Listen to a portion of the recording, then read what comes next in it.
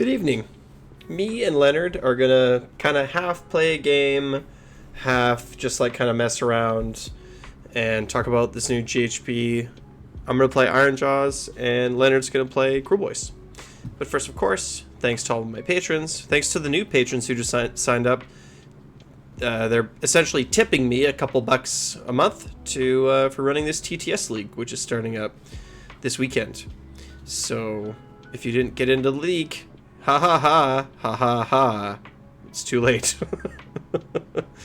Come and join the Discord. Join us for stuff like that. Okay, so let's get this show on the road. We're also going to stream this too. Mustang TTS AOS practice. Leonard versus Mus. Kruleboyz versus Ironjawz. No, it's not made for kids. Oh, we need a new thumbnail. I have not played many games in the past, like, while work just kicks my butt. Work just kicks my butt. Let's go to AOS General. Age Sigmar.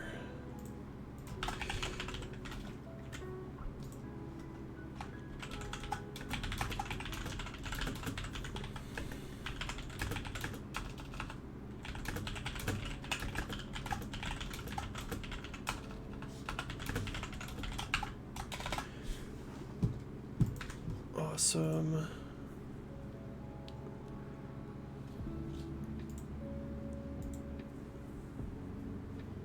Let's get a link. Whoa.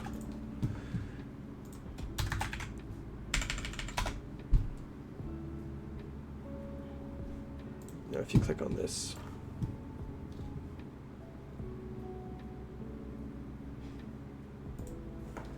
Oh, okay.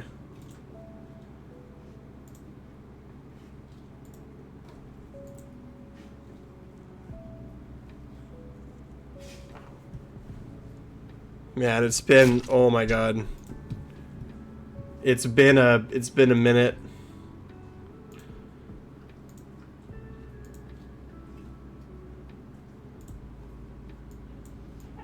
It's been a minute.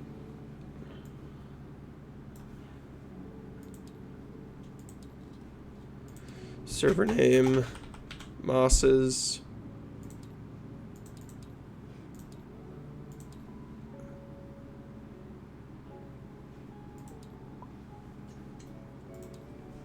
I love how quickly they updated this.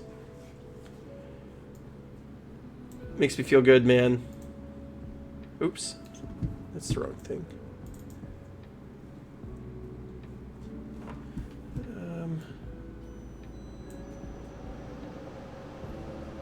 This is the right thing. My notes are all out of date. Nothing is what it's supposed to be. Okay. So let's see. We are playing Orcs. We are playing Ironjawz. And then what's the list again? Oh my. I think it's...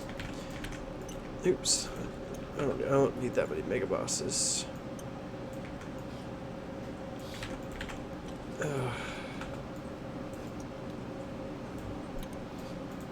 Pretty sure it's 3 units of pigs. A Mega Boss, a Kragnos. I don't think we need this stuff. I don't think we even have a wizard. It's a reinforced unit of brutes. These brutes aren't great. I kind of get new ones. They stack up on top of each other. It's not great. A Tusk Boss. And is that it? Let's check the tapes. You might hear my puppies wrestling in the background. They were just outside and had their dinner and were running around. But they're crazy. Ironjawz Pig Slam list. Okay, so it's Kragnos, with Gorgruntas,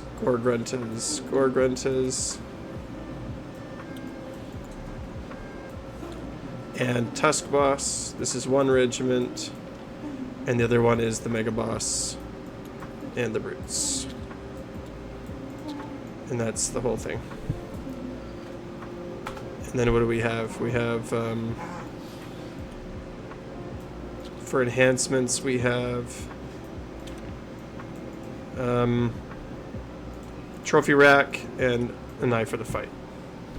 So just to give you an idea, this is what my notes look like. So we have no passives. Remove well-placed power spells. We have no spells. We have the Boss Rock Tower, Mighty Destroyers, and then we're also going to add in Brute Fist, Mighty Destroyers twice, once per round. Boss Rock Tower, we have no shooting. Ard Boys, we have no Ard Boys. We have this, okay, and then here's what, I have like a master one that has like everything in the whole army and like what phase it happens. So we are running Kragnos, so we'll put those into, what size is this? Let's just make this bigger for now. Okay. There's no such thing as Honor Guard anymore. We don't have to pick battle tactics anymore.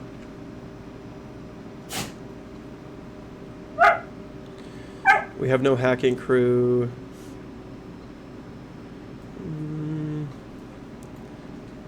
Our Gruntas don't do anything anymore. They just go over cavalry.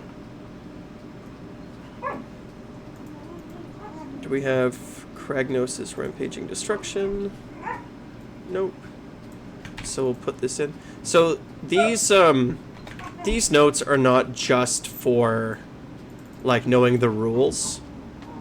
They're also for remembering to actually do all the things, so that we actually don't forget anything, right? It's like, it is nice for the rules, but it is also just like order of operations.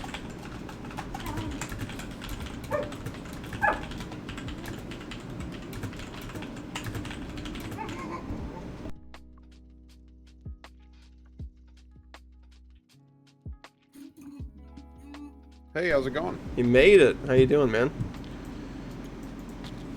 I'm good. Nice to talk to you. I Taking haven't a little bit of time away from Warhammer for a little bit, but kind of following all the stuff that's going on. It's good to take time away from stuff. Yeah. Like, I'm not sure. Do you follow MMOs at all? No, I don't.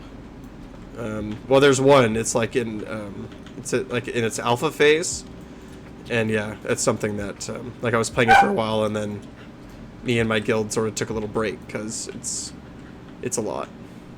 Oh, especially when you play them, yeah. You Yeah. definitely want to take a break, yeah.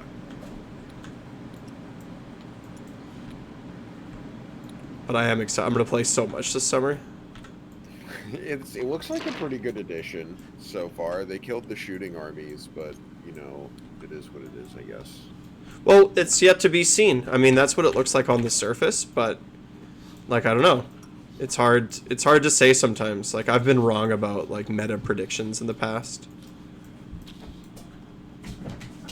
Yeah, me too. So it's hard to say. So what oh, is this the list here? Is this your list? Yeah. Okay. I really want Gobsprak to be good.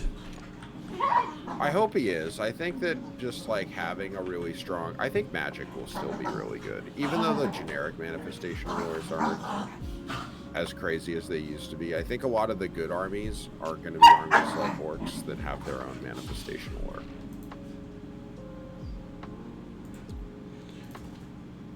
So why not play the first battle map? Which one is that? Yeah, let's do it. Well, the thing about Gobsprak is, like, you made this point, I think, that with the battle tactics of killing a hero, Yeah. it's scary with Gobsprack on the table. I think it works so nice with Kruleboyz too, because it's like we get to do Scouting Force, and that's the one we want to try to accomplish early, but having one card you want to do early and one card you want to do late is like pretty nice, because then you can kind of play with the underdog still. You're not like either surging ahead or Yeah, I'm kind of torn on that. Chicken, you know? It depends on how you're approaching the game too, right? Like, for example, I'm playing in a GT at the end of August, so that's kind of what I'm focused on now, is like figuring out what list to play and then getting lots of reps in. Yeah. But you only really play 3 rounds, right? Yeah. So it's because like I agree with you. In a 5-round game, it's like you can score some early, score some late, but in a competitive, it can be more matchup skewed in just 3 games. Yeah, but it's like it's like 3 rounds, right? It's like I want to score. If I can score all of my tactics in 3 rounds, my opponent can't argue. It's like, well, I scored them all. I don't need to talk through anything. Yeah, true. The only thing you'd be talking through is scoring primary at that point. Yeah. Right? And the only way you lose that is if you got mega tabled and somehow still scored all your cards. My puppies And are I gonna don't see fight a in the lot of that background. happening this edition. I feel like the way that this edition is going to be is everybody is going to build around Scouting Force, unless it gets eroded, and then it's going to be like, what card do you pick to go second? But why do you think Scouting Force though? Because it's so easy. But you have to be out of combat for all your scouts, and that's the part that I think is gonna mess people up. And people just build lists for it. It'll just be like MSU type lists. But like, in your army, it's like the Gut Rippas and the Monster Killers and the Bolt Boys are scouts. You got 5, yeah. And then, so you do the first one, and on like a lot of battle plans, it's going to be pretty automatic for you to get the first one for scouting. And then the second one is just like hold 3 or more objectives or terrain features in any combination that are in your territory. And then that one can vary depending on battle plan for the size of enemy territory, but then like the last one is really easy.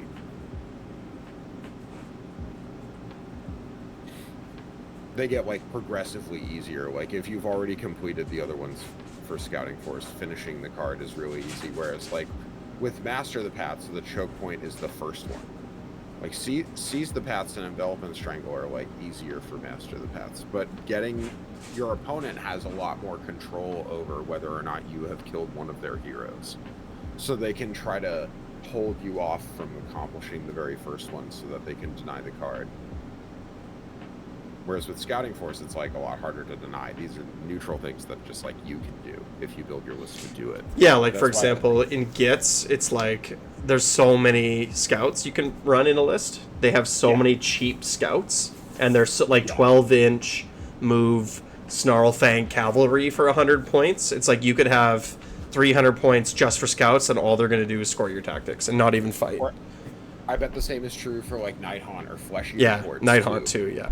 Like they're just they have no problem ever accomplishing the entire Scouting Force card. So this will be like a Reap and Sow kind of card as well. Like it'll benefit some armies a lot more than others. And that I think will determine which armies are the best. Because I think that this card being so easy to accomplish, if you can pick a second card that you can also very consistently accomplish, that'll be what makes you a high scoring army. Yeah, I think I for my list, I'm taking Restless Energy and Wrathful Cycle. Ooh, those are cool ones. I thought about. I think it was Wrathful Cycle that I thought about. That's like a killing one, isn't it? Well, do you see my list on the other side of the table? I actually haven't looked at it yet. No. Okay, we got a lot of pigs, and then we got a big pig, and we got Kragnos, and we got brutes. Yeah. Okay. No, that makes sense. That's 1 unit of, that's 3 units of 3 pigs, or 1 yes, unit sir. of 6 and, okay, yeah, 3 of 3, okay. So yeah, Wrathful Cycle's like the first one, you just like have to do it if you want to win the game at any point. And then Yeah, you have to have at least half of the friendly units on the battlefield. Yeah, just which to is fight not those, hard so- because everything's getting stuck in. Yeah, because you got 3, 5, 7. So you need rounding up. So you need 4 to fight, but that's not that hard for your army, especially with Kragnos. Yeah, because it's a Kragnos list. And then, yeah, the last one of this is 4 quarters. Control more objectives, and no enemy units can test your objectives. And then you said the other one you took was Restless Energy. Yeah. Take an objective. So the second one... Control all of the enemy ones. Yes, but here's the thing. Kragnos is 15 control. Yeah. And the Tusk boss has an artifact on him that makes him 15 control. Yeah. So you just gotta find a way to get them on there. Yeah. Right, and it's like 3d6 charging, you know, Kragnos. Like, so the mobility is there, so I'm thinking that it'll be relatively easy just to get something onto that primary. The idea also a very... I remember this is a good card, but I remember why I didn't want to choose Restless Energy, because I was like, yeah, this is a very, like... I either do everything on this card or, like, nothing. Like, I'll do either just Water with Blood, or I'll do all of it. Yeah, I need games. If you can't get the second one, you're never getting, like, obviously you're never getting the third one. But Correct. I mean, like, yeah. But I just need, like, lots and lots of games. Yeah. But okay. I'm happy you're playing Kruleboyz. I'm 2 drops. I'm 3. It's divided into my regiments, so I have the Godsprack regiment over here, and then the Shaman regiment here, and right. Scumdrack over here. All right, well let's roll off and drop our perfection train. I got a 4. I got a 1. Okay.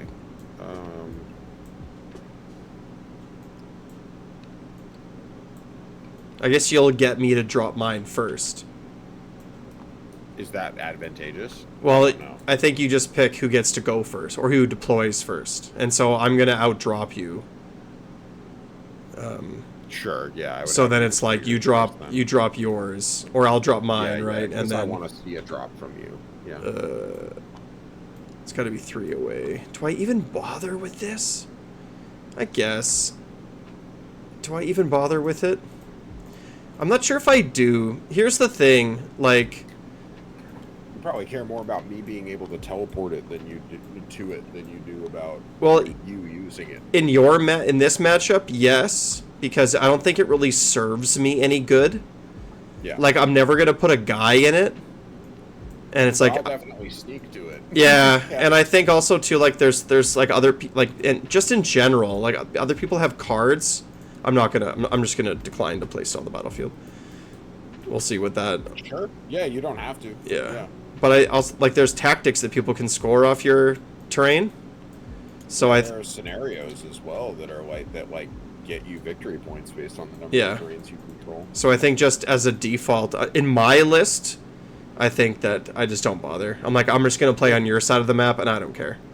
The Mega Boss is the only hero you'd put in it, and why would you want to? Correct. I don't want to. Why would you want to sequester him inside of a garrison when he should be fighting? What do you feel about tower placement here? I think that tower placement in Kruleboyz is good. I think it depends on what you're going to stick in front of it. I think the only thing you have to worry about is, like...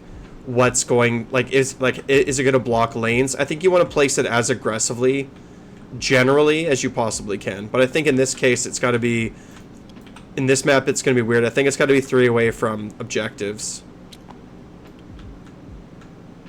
Right? It's got to be 3 away from objectives and terrain.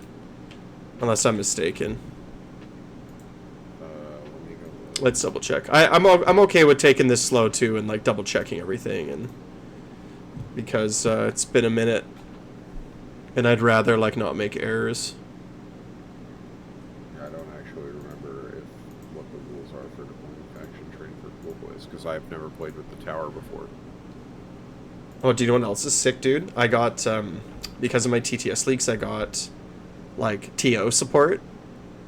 Oh yeah? So I have all of the content in the apps unlocked for both AOS and 40K. That's nice. Yeah, it's sick. It's like the app actually does stuff now. Now it's actually useful. Yeah, now it's actually useful. And you can also deploy like up here as well. Oh yeah, I don't have to be outside of this orange zone. Yeah, it's not deployment zone, it's territory. But I mean, I want it to be like, I'm gonna form the massive gut rippas around this, right?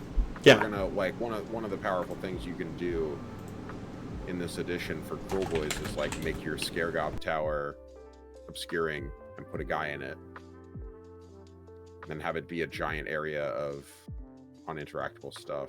I mean, that's not really good against you, but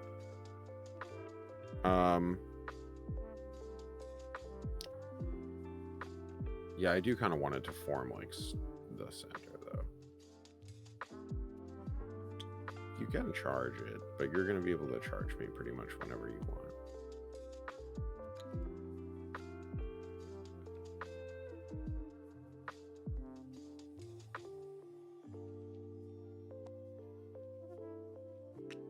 Yeah, I'm going to put it like here.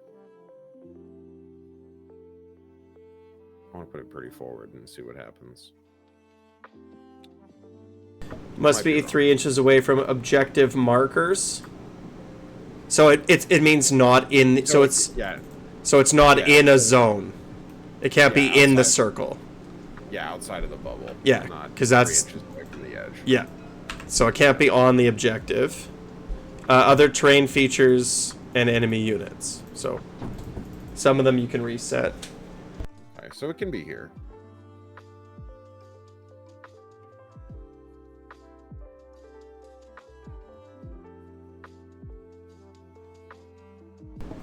Yeah, I'll try it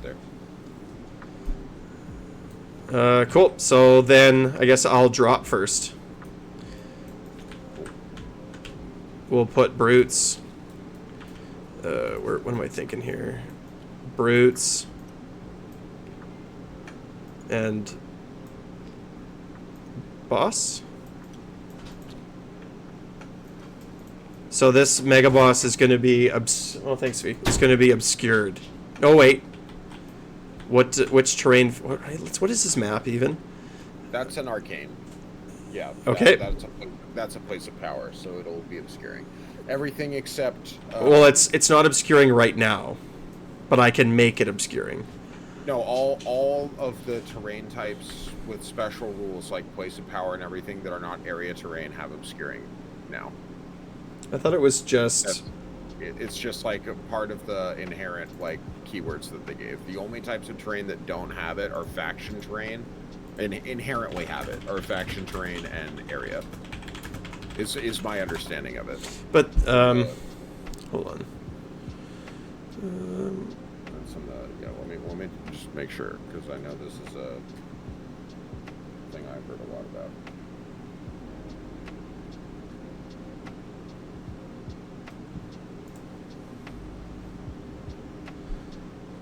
Yeah, let's be sure. Battle scroll summon. No, that's not gonna be it. It'll be in like 4. I think. Oh, I should really use my app.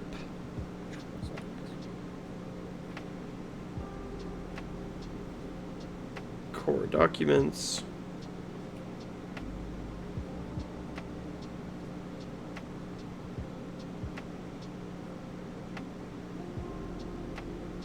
Tell you, I've had a long That is okay. everything. I got 4 days left of school and then I'm done. I have to teach my last class for the semester tomorrow, and I get a 1.5 week break before I start again. Oh, I get 9 weeks. Oh, that's nice. Yes. It's pretty good. Okay. Because I thought it was the places of power can make terrain features have obscuring and objectives. They can also do that, but places of power also inherently have the obscuring keyword already. Let me just double check it. Yeah, let's make sure. I think it's page 51 if I remember. Oh, I also have a paper copy of the GHP too. I could go get. The page has Reikenor on it.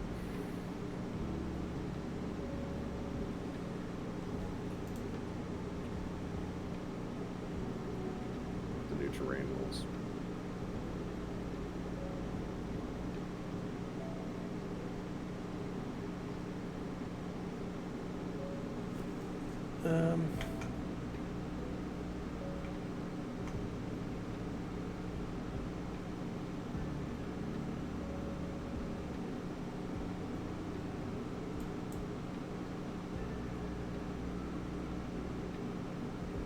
Oh. No, I think you're right. It's like obscuring terrain has cover, obscuring, and unstable. Area terrain has cover and obscuring, and places of power have cover, place of power, unstable, and obscuring. Yeah, obscuring is a keyword, but it's also a terrain type. Yeah, so it just doesn't have... It's not on obstacles. Yeah. But the other three all have obscuring. Yep. Right, okay. Good to know. So the ones on the battlefield that don't have obscuring are these two big central pieces with the fort-looking things. Right. But everything else has obscuring. Okay, that's good. That's good to know. Did not know that. Else except the Scaregob is obscuring. Yeah. Right, and then because your own faction trait. Okay, good. So then it's your drop. So this Mega Boss presently is obscured. Nope. Yeah. Yes, it does. He's presently obscured. Yeah, he's within 3.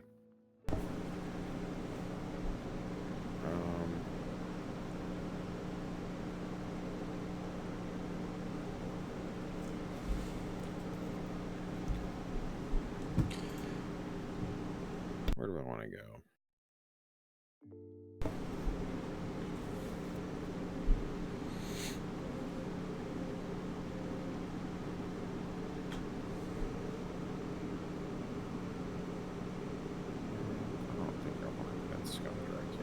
It's amazing how important deploying is in this game.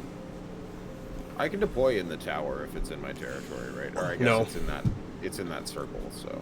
You can't. Well, you can't deploy in the tower anyway. Oh, okay.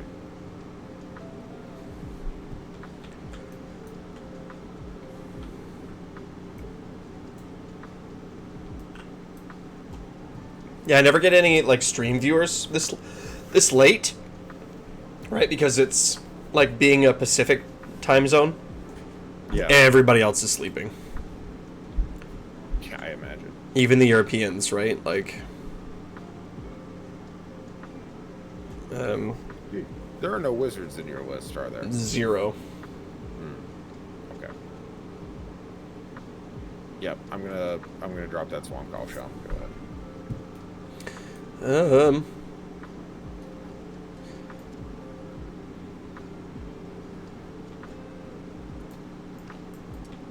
Let's throw down some pigs. Oops. Yeah.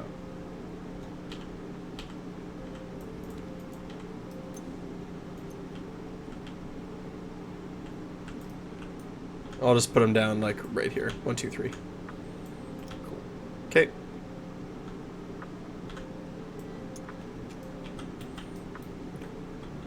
This unit of monster killers, like, they're gonna be hugging this piece of terrain, but like over here. So.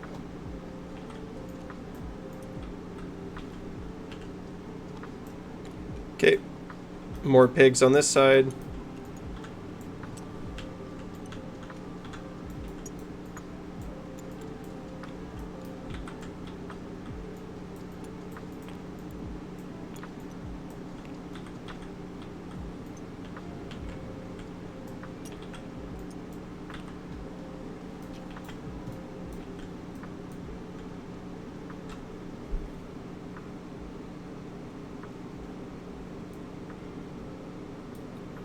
Unit of monster killers.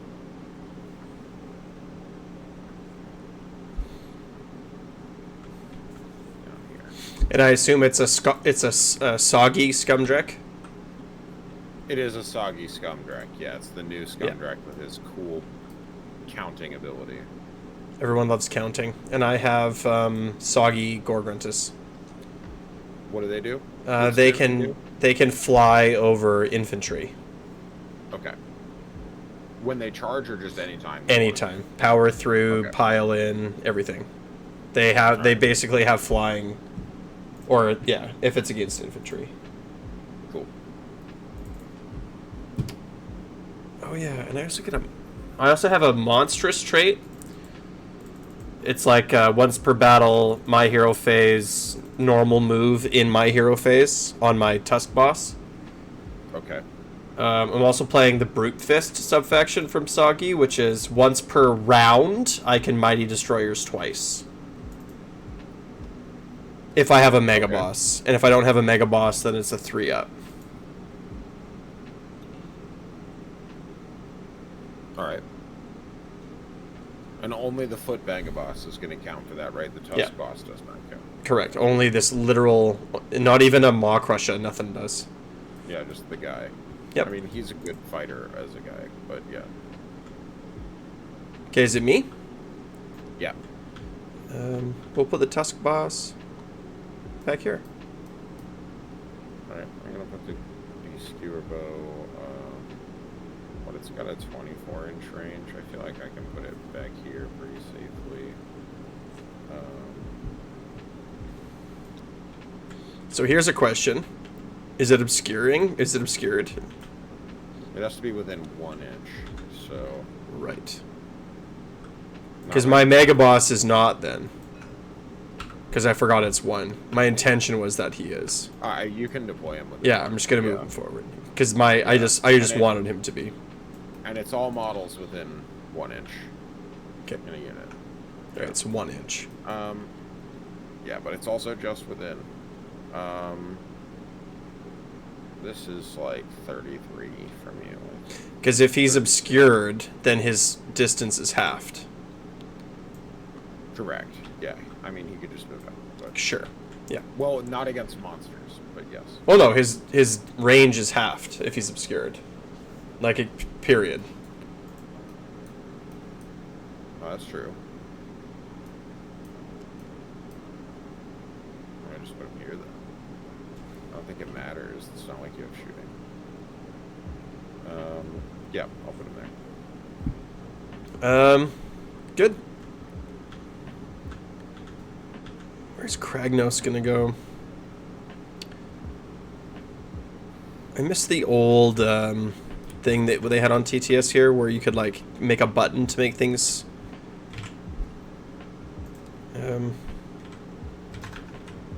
To make these little like whatever's auras go. Oh yeah.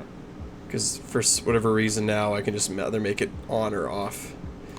Where are we going with Kragnos? I think I kind of want to put him right here. It was 10 or 12? 12.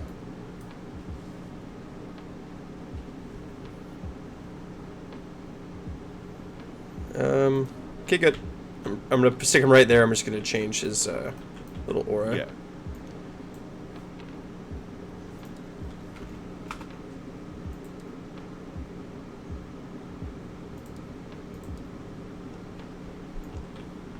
Alright, I'm going to put Gobsprack like back here.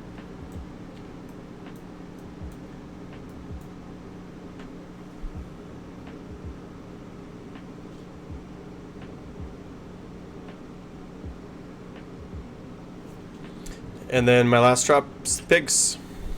Yep. 3 little pigs right at the front.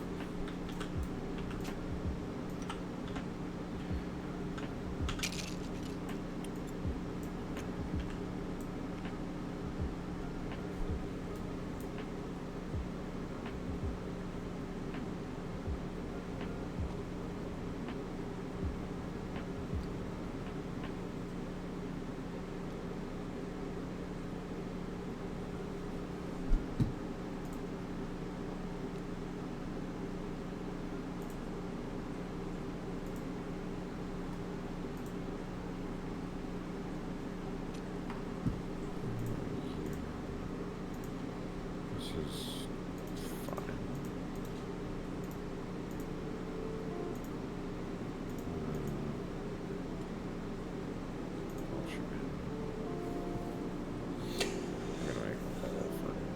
I'm also undecided if I want to play Ironjawz or Kruleboyz for this GT in August.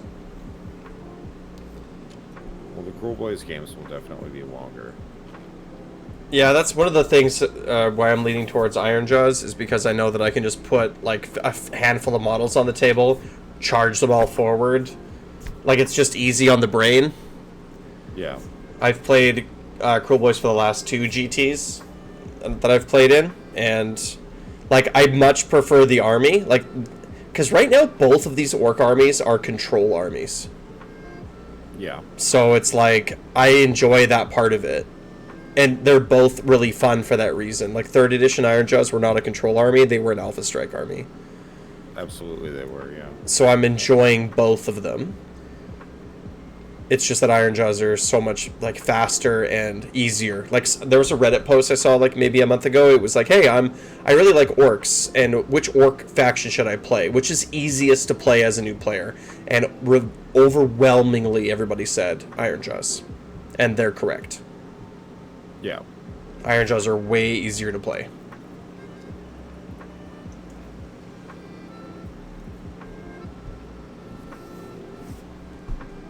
It's like, you get some pigs, everyone has a good time.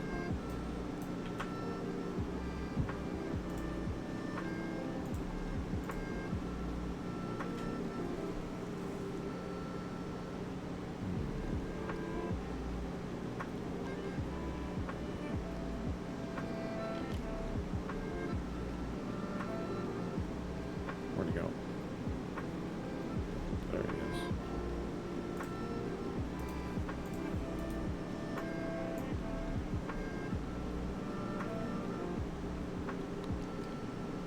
Yeah, perfect.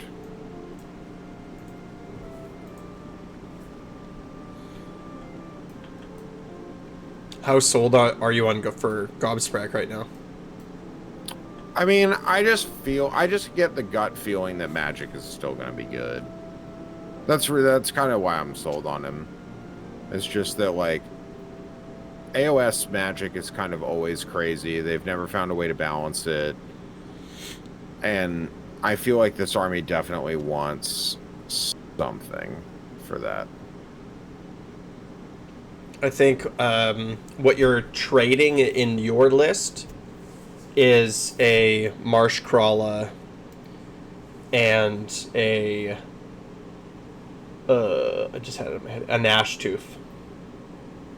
Yeah, I just kind of wonder if yeah, it's definitely what I'm trading out. I just wonder if I'm going to miss them. I'm not really sold on Scourge Gyran Gnash Tooth, because I think people will stop taking the Intercept battle tactic card pretty soon, because there's so many good armies that can just put 2 artifacts on a runaway guy and deny you 10 points for the entire game. I don't understand how the Honest War Gamer in a recent video ranked it as a top tier tactic to take. It's like, yeah, I'm just gonna put that on a Gnash Tooth or on like the, what's that Flesh Eater Quartz guy that you can like literally never fight? Even just your list. It's like Beastgear, Killbow, Swamp Caller, Shaman, Bullpoise. It's like, I'm just gonna keep them away. I'm gonna keep them away for the whole game. And if you get close to the Shaman, yeah, and then you'll teleport them away if they get in trouble. Yeah, or I'll keep them in obscuring terrain for the entire game. Right? Yeah. It's a tiny little foot hero, who cares? Yeah, or like the Merc Knob. Yeah, in my list, I'd be picking like the Beast Skewer and like the Swamp Caller Shaman and like the Bullpoise, probably every game. And then I'd just sequester them, and like the Swamp Caller Shaman would stay in the tower obscured for the entire game. And the Merc Knob would hide out somewhere in the back and never get into combat, and then I'd just keep the Bullpoise away. And they might kill 1 or 2, but they'll never kill 3. You can go first.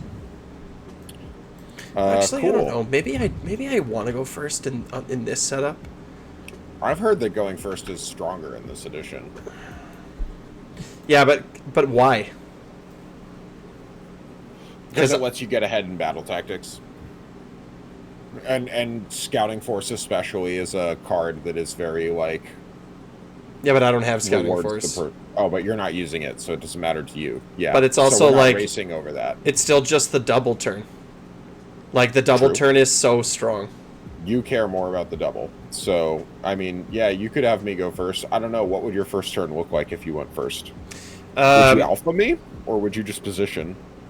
No, I think the only time, like, again, I think the only time you actually want to go first, just generally, is if you're going to alpha strike somebody. If you get the choice. 100%. Yeah. Think about this, Leonard. If I go first, and you go second, you can re-roll to double me. For sure. I think Kruleboyz is cool with going first, though. Because we're a very, like, we'd rather you charge us than we charge you anyway. I feel like until later in the game. Like, I want to make you strike last and make you pick a battle that isn't actually good for you. You know, that's like how the army works. I think the best situation is if your opponent makes you go first and you have more drops. Yeah. That's what I'm not going to give that to you. You can go first. But it is. It's like, well, then I have a 75% chance of re-rolling and winning a double when I want to. Mm-hmm. Like, those are bad odds. It's like, then the whole game, you're just like, when do I want to double him?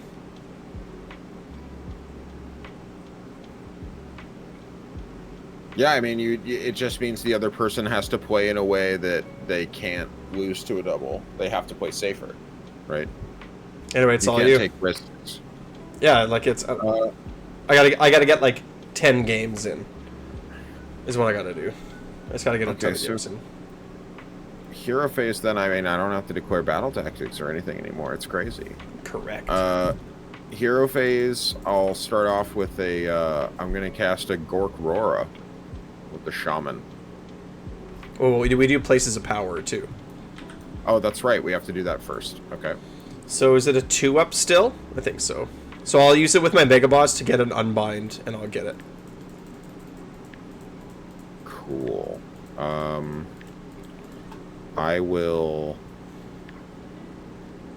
use it with the Break-a-Boss, and I'll make the Tower Obscuring. I don't know what it's going to do. I don't need an Unbind, though, and I don't need to heal. So... Scaregob Totem is now obscuring. Nice.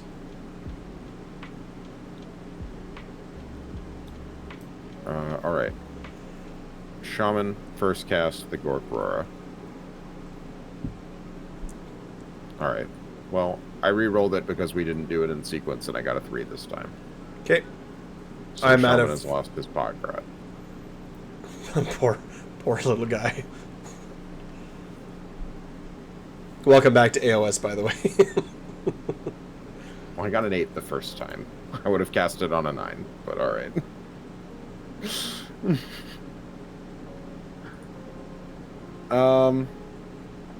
What other spell do I want to cast? I don't think there's anything I care about on turn 1. Yeah, Mork's Cunning. Yeah, +1 save, sure. Well, that's a really strong spell this edition. Yeah. Put it on the Yellow Gut Rippus. Miscast. Take 2 mortals.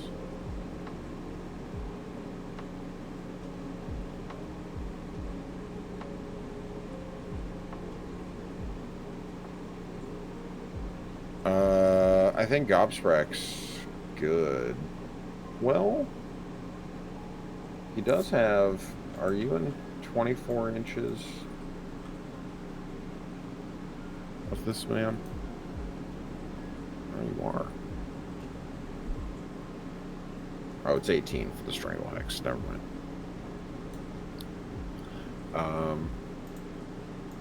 I think that's it for the hero phase then, right? You give elixirs as well.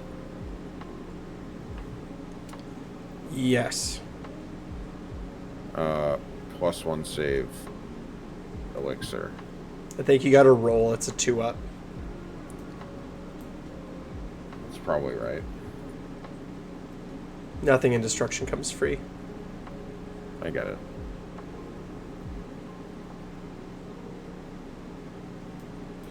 Does Do you get to ward off the mortal wounds from a miscast if you have a ward? I think so, maybe. I can roll for it. I didn't get it. But I'm not sure. I don't think so. Well, actually, maybe you can. I don't think it says that they can't be negated. I think it just says you suffer damage. There's very few things in the game anymore that say can't be negated.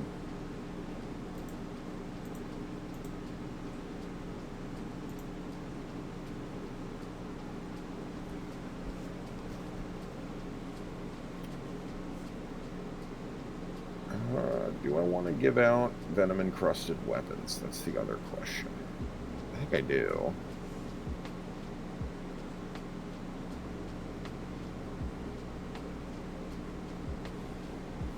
Yeah, we'll do venom-encrusted weapons on the yellow Gyrippus.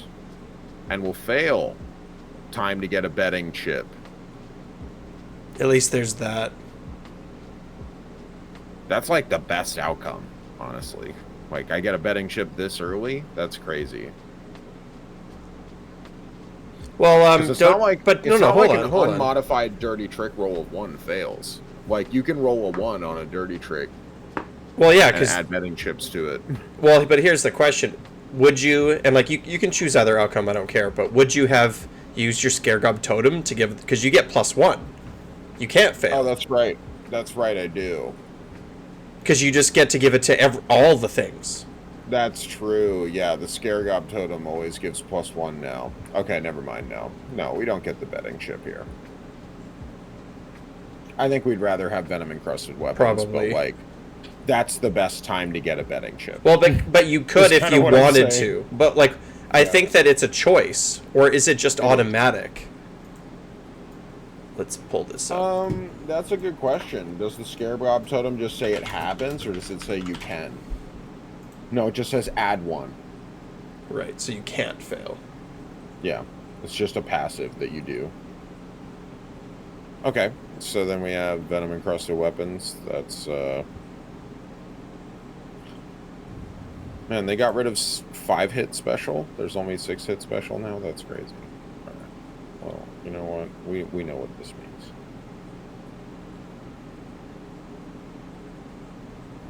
Venom-encrusted weapons. All right. The movement phase. Well, it's my hero phase. Oh, you're yeah, bottom up hero. Mighty Destroyers. So I just got Mighty Destroyers. What am I gonna do? Something's gonna move up 3 inches. I was gonna say they reworked it. They reworked it a bit, didn't they? What, Mighty Destroyers? Yeah.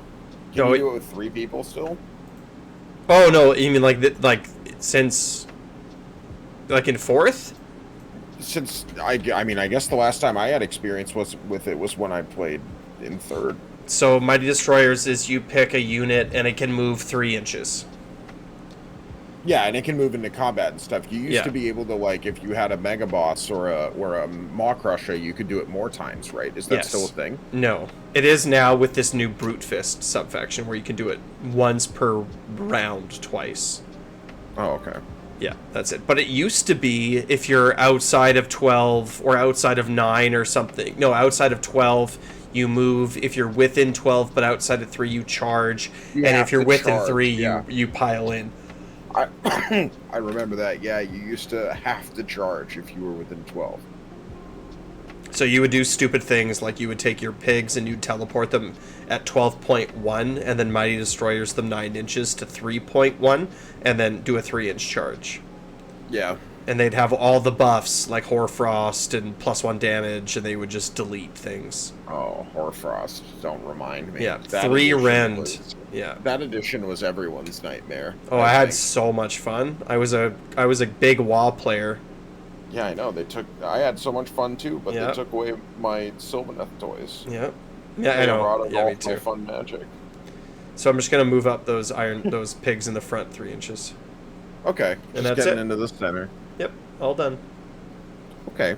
Well, I'm orcs, so stuff moves 5. I'm gonna put the Belchabana inside the tower. That happens in the hero phase, but yeah. Okay. I assumed it would be movement because I have to substitute movement, but It's like an ability in the hero phase. okay, well he's in there now. Yep, you bet. These guys are gonna come up like not all the way 5, probably. I think we're gonna go like I want to make you come in, I think. Do I? What's the best geometry here? This is kind of the best geometry. I'm kind of already in it.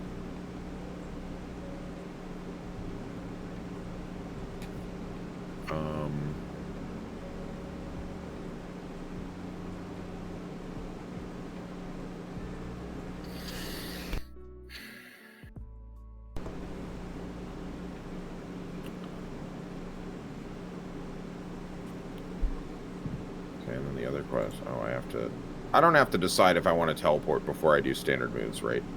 Correct, in any order. Just at instant any order. Yeah, Okay. you can move a unit and then teleport it if you want.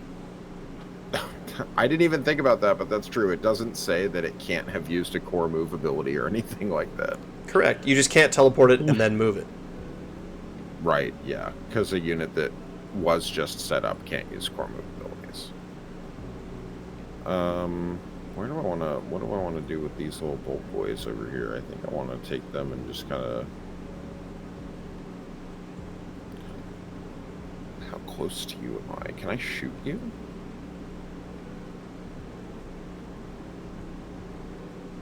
Theoretically. Move 5.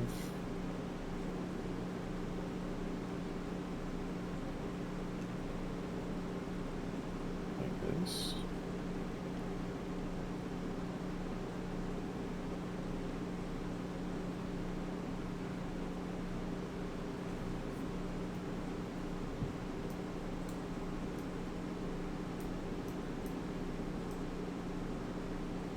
Oh, they're not going to be able to shoot anyway.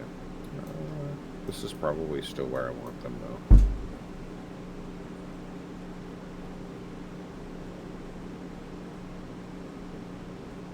Ops rack is 12.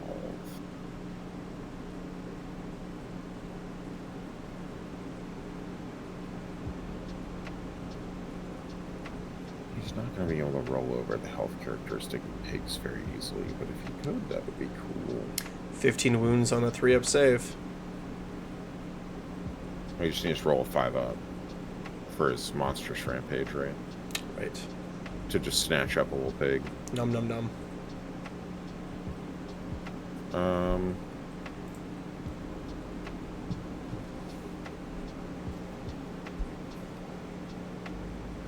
Pigs move 10 or 8? 9. 10? 9. It's such a small and specific number. Okay. Battle round 1, we can only score green objectives, of course.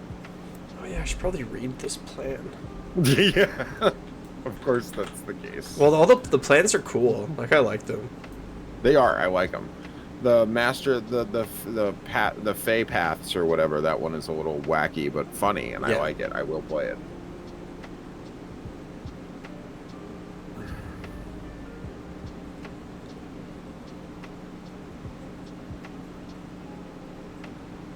All right. This unit of green mods to kill is the monkey boys. They're moving up.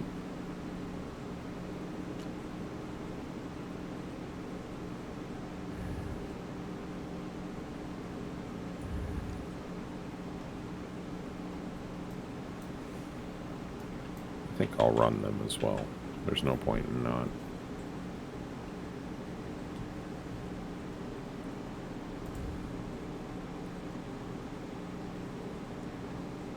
He's going the back. All right, 2.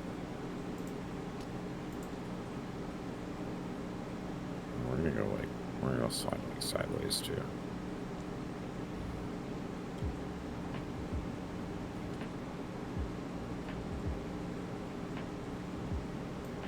One of these balls is gonna have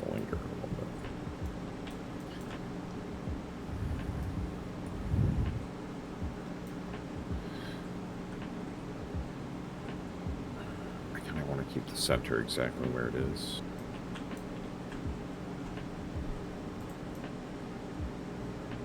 I'm going to go ahead and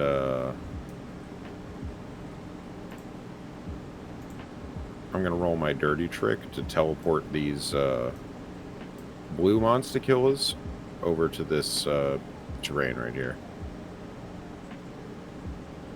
This one. Okay. And they make it.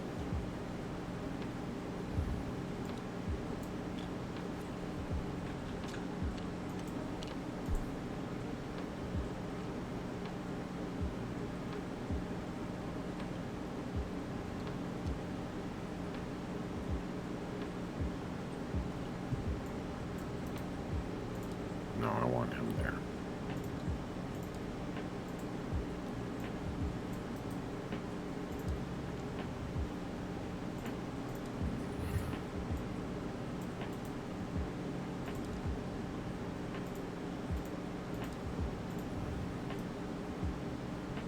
All right. Gobsprack will run. 5, not bad, Gobsprack. 17 inches. We get to fly over, all the way over to here.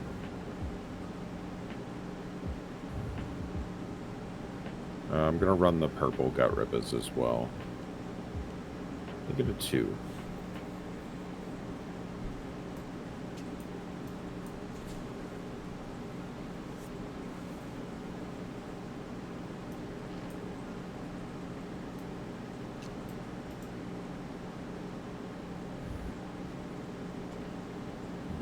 Pack in here a little bit easier, but that's about it.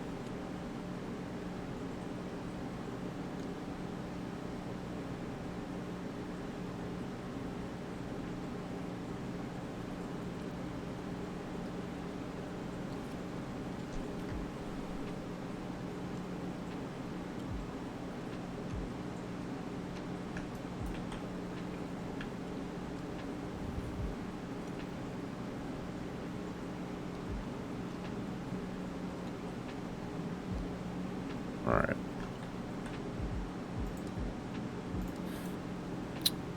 Mire Brute. I think he's gonna find where he is too.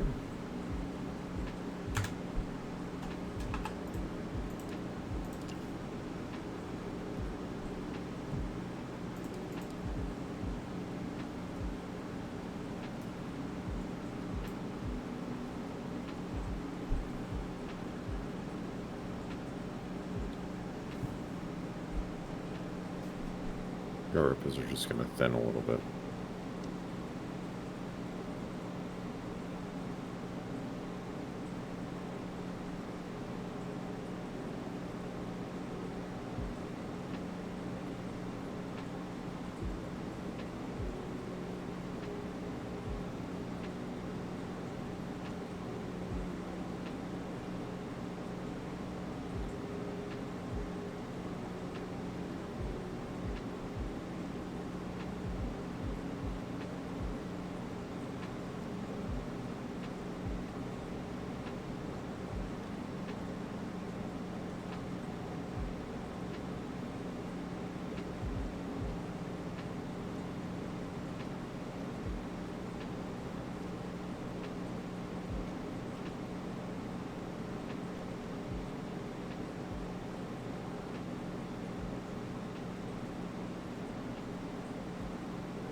Alright, so the only monster I can, or the only thing I can shoot at, I think I'm done moving here. Okay. So if you want to move. Considering a redeploy.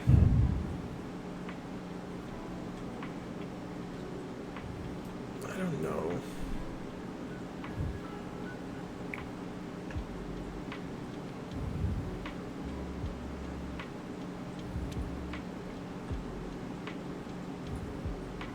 No, I'm good. All you. Okay. I think the only shooting to... Well, no, there's 2 shootings to speak of, I think. Both at the Gruntas in the center. I'm going to try with the kill bow. They're not a monster, but... Might as well. Yeah. 2 shots. I didn't move, so I hit on 3s. They both hit. Wounding on 2s. We get a fail. That'll be -2. So 5. Fail. All right, D6 damage. Can I skewer a pig? 3 damage. Almost skewered a pig.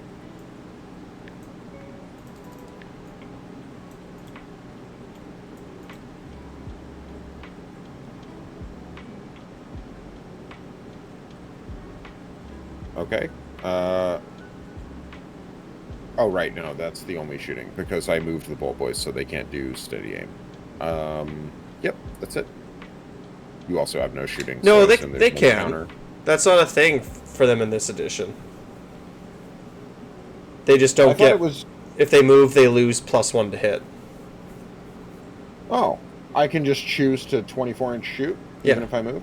But I'm not sure if they... okay. I'm not sure if they can see. I feel like this guy... at least this... Oh, I'm talking about these guys. But do they have line... Or do I get cover? I think you would get cover, yeah, because I'm shooting over. Or is that how that works? Or is it that you have to be... I think cover is like only if the unit is in the terrain, not if like it's through it. And then I guess also like I feel like the models are taller than the terrain they're looking over.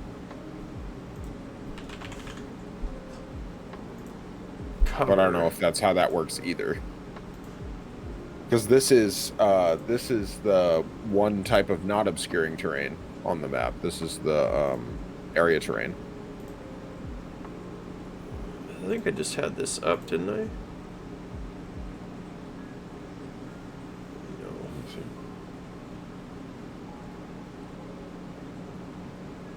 I'm gonna go get my book.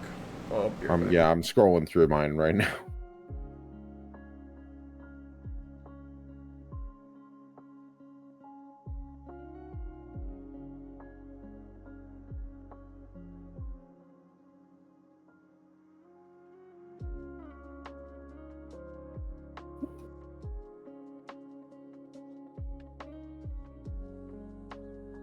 Is that? No, that's not it, right? Man, this PDF loads slow, I swear.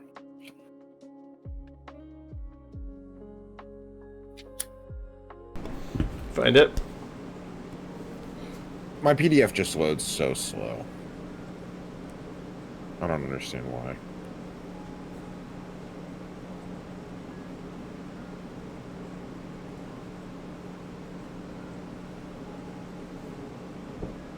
I saw it. So that piece of terrain is an obstacle, right? Yeah, it's obstacle which area. has cover. It's funny because it says what cover it does, but it doesn't. I think it's if you try to draw a straight line. We just went over this the other day. I need to get my wife to study this book again. She's so useful.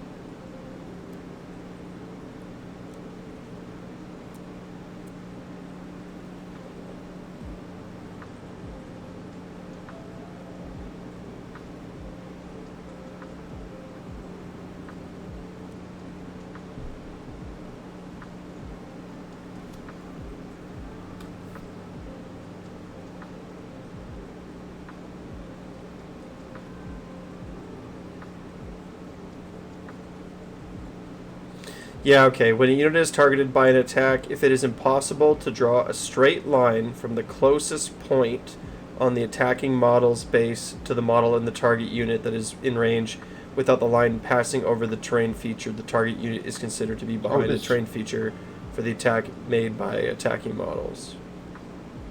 So I get -1 to hit, right? Yes. if you can even see. I think you can see. Yeah, I think I could, but you would definitely get cover. Okay. Because I'm looking over it to so see. It's -1 to hit. So you're getting... So because you're Bolt Boys... So are they hitting on 5s then? Yeah, 3 shots hitting on 5s. Crit auto wound. Because they need the... Right, because they don't they lose the plus... Like, they're not getting a +1.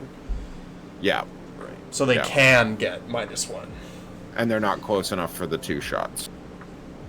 Okay. Oh, wait, no. It's hitting on 4s, because it can't be modified negatively by more than 1. But that's what I'm 3s. saying. Yeah. Well, I think it's base 4s, isn't it?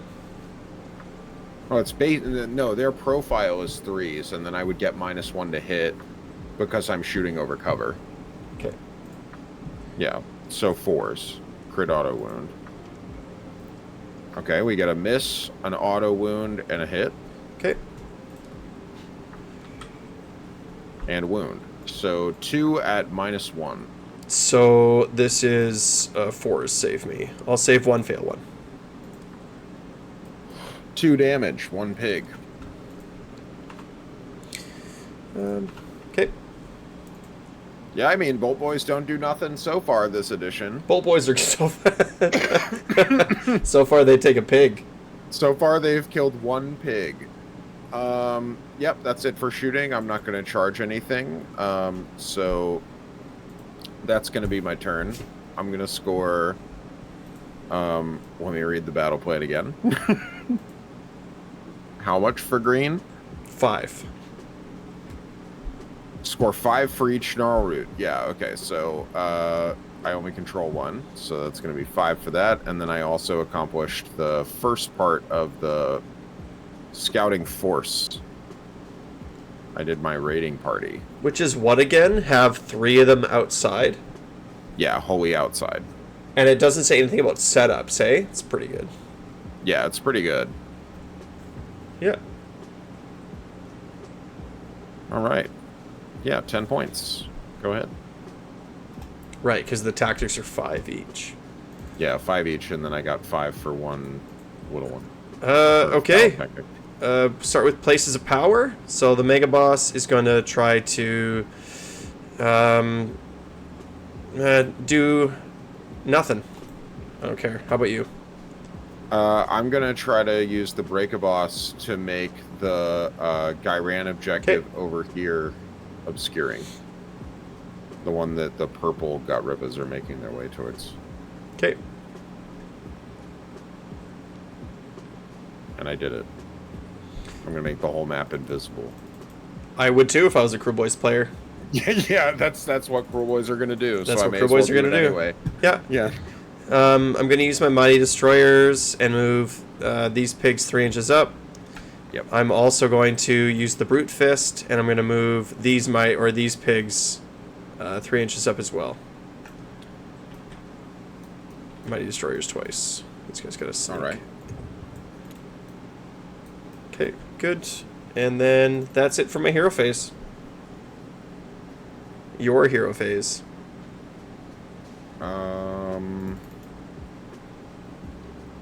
Let's see. I got 4 command points, and I do want to cast spells. What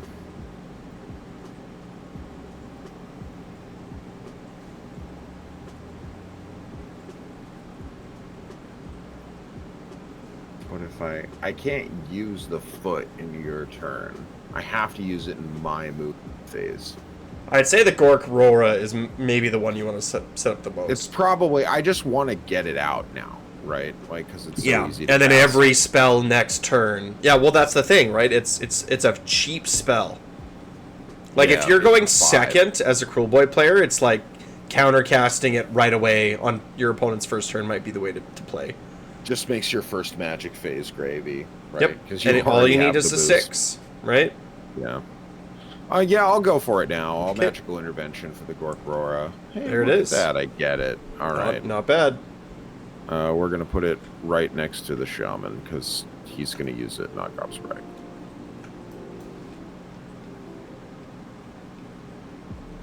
For now, at least. It doesn't attack or anything, surely. I don't need to put it in a place where it's attacks, no matter. It has attacks. That's crazy. Okay. And a movement characteristic. All right.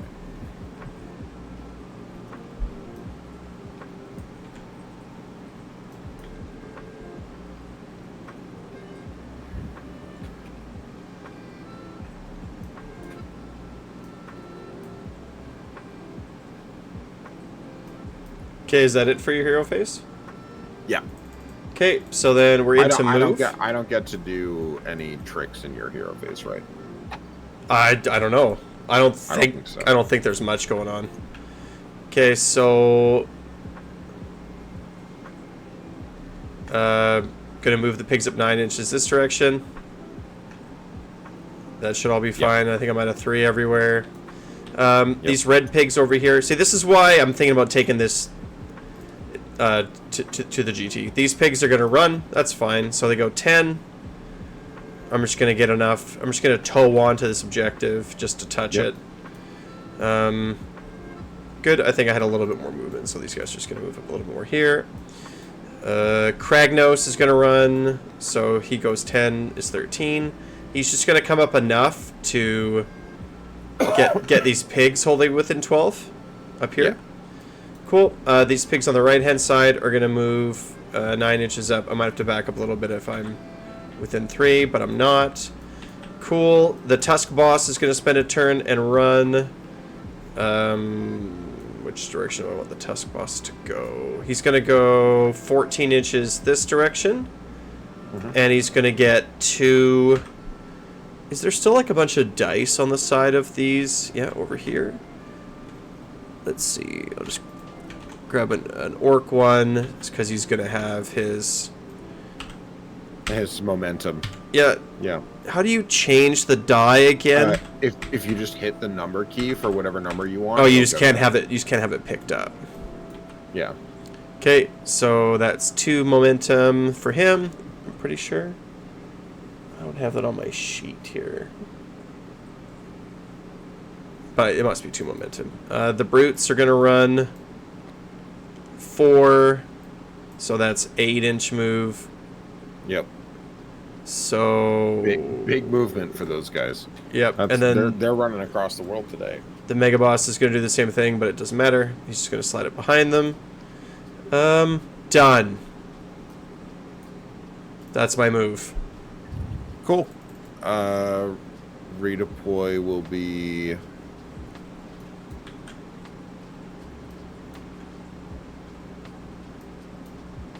What's the control score on Gorgruntas? 1? Hold on. Let me check. 1? It's either 1 or 2. Okay. With Ironjawz, Gorgruntas. Their control is 2.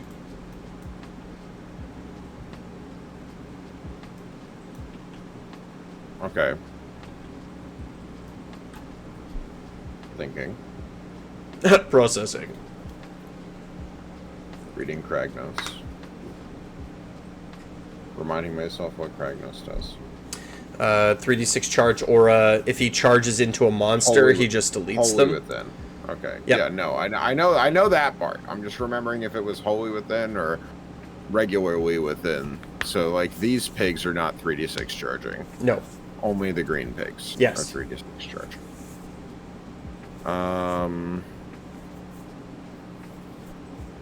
Okay. He has a 3-up spell ignore.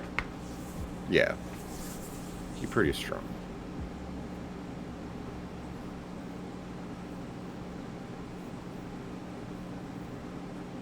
Movement. Do I want to redeploy? Do I care?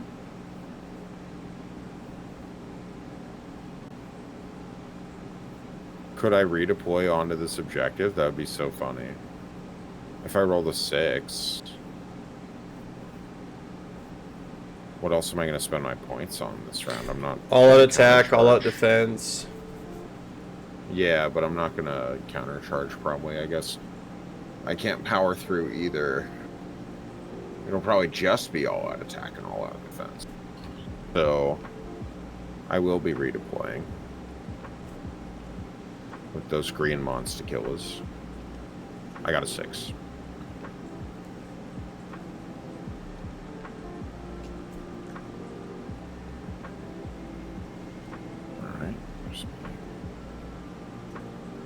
Now, how close is that to you? That's across the objective. That's what, a 6-inch charge? Did you run? You ran. I ran. Yeah.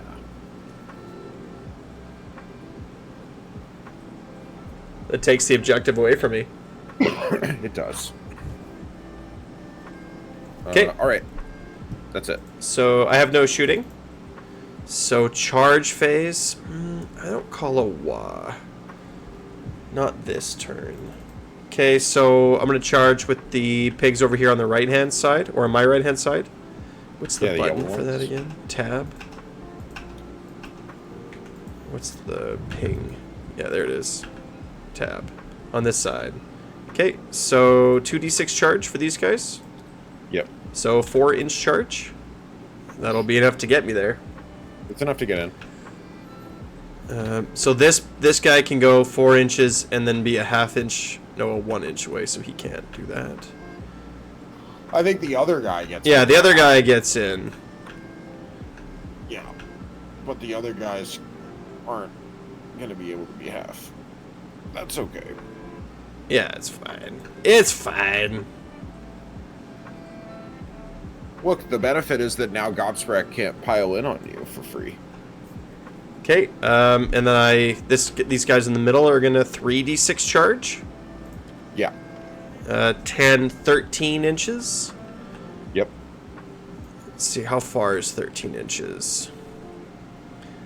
It's almost far enough, but you can't fit your base on the other side after, I think. It's probably too far. Because it would be like this and like this. Yeah, and that tail end of movement for that last guy would be too much. One guy could fit there, but not two. Yeah, this is probably too far. The Gorkrora, honestly, saving my ass. Because you could have fit right there.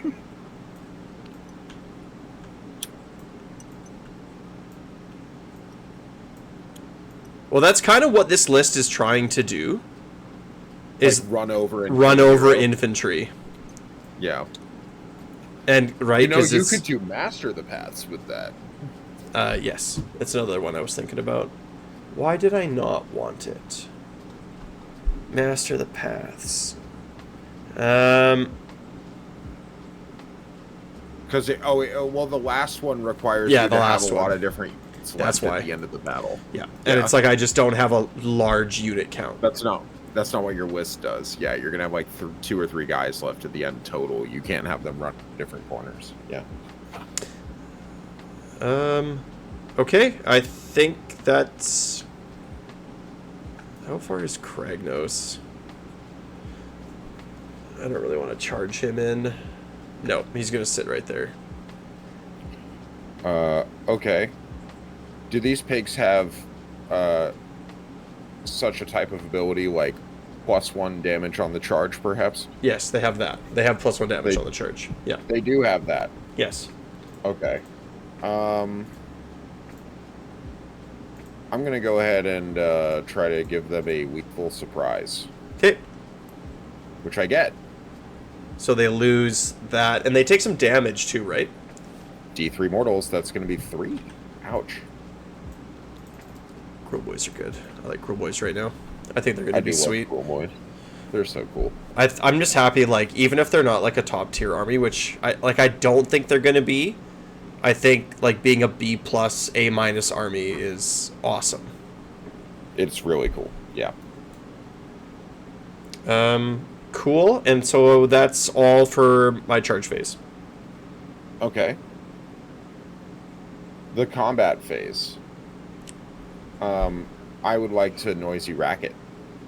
Well, hold up. It's going to be me first, but I don't think I have any abilities. No, I don't. Any non-fight abilities. Correct. Any non-fight. So then go ahead with your strike last. I do not get it, but I get a betting chip. Yeah. Okay, and then so are we ready for fights? Yeah. Okay, so I'll pick these Gorgruntas that are going into your... Wait. I have to roll for the -1 to hit, don't I? Still, or do Gutrippus just get it now? It's a 3-up. I have to roll. Yeah, okay, nothing's free in destruction. Yeah, let's see if that applies. Okay. It does not. Okay. Nothing is free in destruction. Okay, so 2 pigs. They're going to use all-out attack. I'm going to all-out defense. And so there's 2 of them, so it's 6 attacks. So they don't have charge +1 damage anymore. So it's 3s to hit with all-out attack and 3s to wound. Okay, so 2 saves at 1 rend. All right, with all-out defense and my elixir, It's very good. I will have a 4-up save. Very strong. And I make one. I make one of those. So it's just 1 damage. Sick. All right, one guy has a damage. And then it's going to be the same 6 attacks from the pigs. So with all-out attack, it's going to be 3s.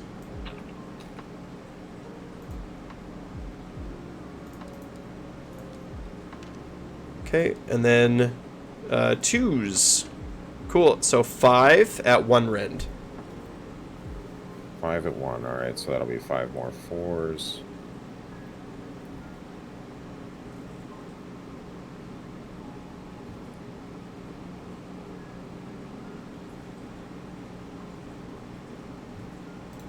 Get in there. Come on now. Wow, nice. All right, I make 4 of those. So 1 more damage. All right, we lose 1 gut ripper. Yeah, the +2 to saves on gut rippers and -1 to hit. Oh, and don't forget your 6-up ward. Oh, you're right. I do have a 6-up ward for both of those damages, actually. I forget because I never play the... Me neither, but I think he's going to be a staple. Nothing, but he is good. I mean, having a 6-up ward is better than nothing. Well, I'm not sure if you watched me make this point in a video, but the shaman doesn't want to sit in the tower. He wants to follow units of gut rippers around. Yeah, my initial impulse was to put him in the tower, but I think you'll only do that. You'll do it sometimes, but you'll do it against like armies where you want more magical range and they can't stop you. Like, because he extends your spell range, you get to measure off of the. But just by a little bit. Yeah, but I mean, having 100 meters for an 18-inch range, especially because you get to like, it's kind of free movement too, because you put him in there in the hero phase. Yes. So you get to kind of like place it forward, especially in places that you can't deploy, and then like put him in there, and then then cast. It's the same argument though for the Merc Knob with his ward. Not that the ward is anywhere near as powerful as 2+1 to cast shaman spells, right? Yeah. But it's still like I said, the shaman I think just wants to follow around gut rippers and give them +2 to save. For sure, I agree. I just think it's also generally nice that sometimes this can be used to help with the a lot when of our spells want to target enemy units and they have to be wholly within. Toolbox options are great. All right, well, I guess I'm going to fight back. I don't think I can pile in very much more. I'll pack guys in here. I think I'm probably only going to get a couple rows. So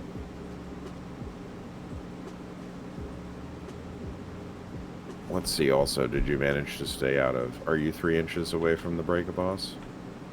I imagine. Yeah, you are. All right.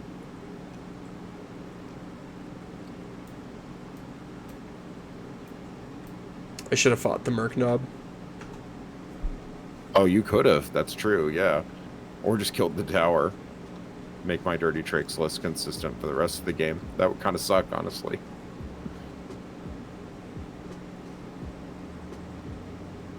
But just reducing it to 12 inches would have been something. True. I'm not sure if I could kill the tower in one go. When I lost that charge +1 damage, that's going to cripple their damage quite a bit. Okay, so I have... there are 19 left, and who's out? This guy's in, this guy's in, this guy's out, this guy's in. What's your sub-faction? The one that gives me +1 attacks for being in combat with multiple units. I get that here, don't I? Yeah, because you're in combat with the Merc Knob as well. Because the Merc Knob's in combat with you, yeah, that's crazy. That's why I was thinking to kill the Merc Knob. That's so crazy. Okay. It looks like so. These. I'm really excited for you right now. I'm kind of These rooting four for you guys because look I good. actually prefer the Kruleboyz over Ironjawz. I think they're going to be really good. I think this army is going to be sick. I think it's going to be sick. I'm just not sure about Nashtooth Marshcrawler versus Skobsbrack. Me neither. I need to see more because I see the value of Marshcrawler kind of like on his own. Well, the thing But- is that with the Swamp Horde or with the bullies, with the Ganging Up subfaction, you have to have your units where like it's like I'm gonna move forward my Gut Rippers and my Break-A-Boss, and they both have to get into combat this turn. Yeah. So it's like consistency. It's like when you need to spend a command point to run to charge, you can. It's like I'm guaranteed to get into combat. You know what I mean? It's just about that. It's like when you're moving forward, you can't be like, oh, one gets through and the other one doesn't. It's like that's gonna ruin your day. Yeah, absolutely it will. I just feel like they're such a cool reactive army. It's Yeah, like you they can play built an army cage here. that- Yeah. Yeah, it lets you actually play footsie with the other person, which is like one of my favorite things about tabletop war games. And there's an army that lets you be the identity. That's really cool. I wanted Kruleboyz to be that. So I was apprehensive about the new dirty tricks too, but like, I mean, they turned out good. All right, so this is 46 attacks.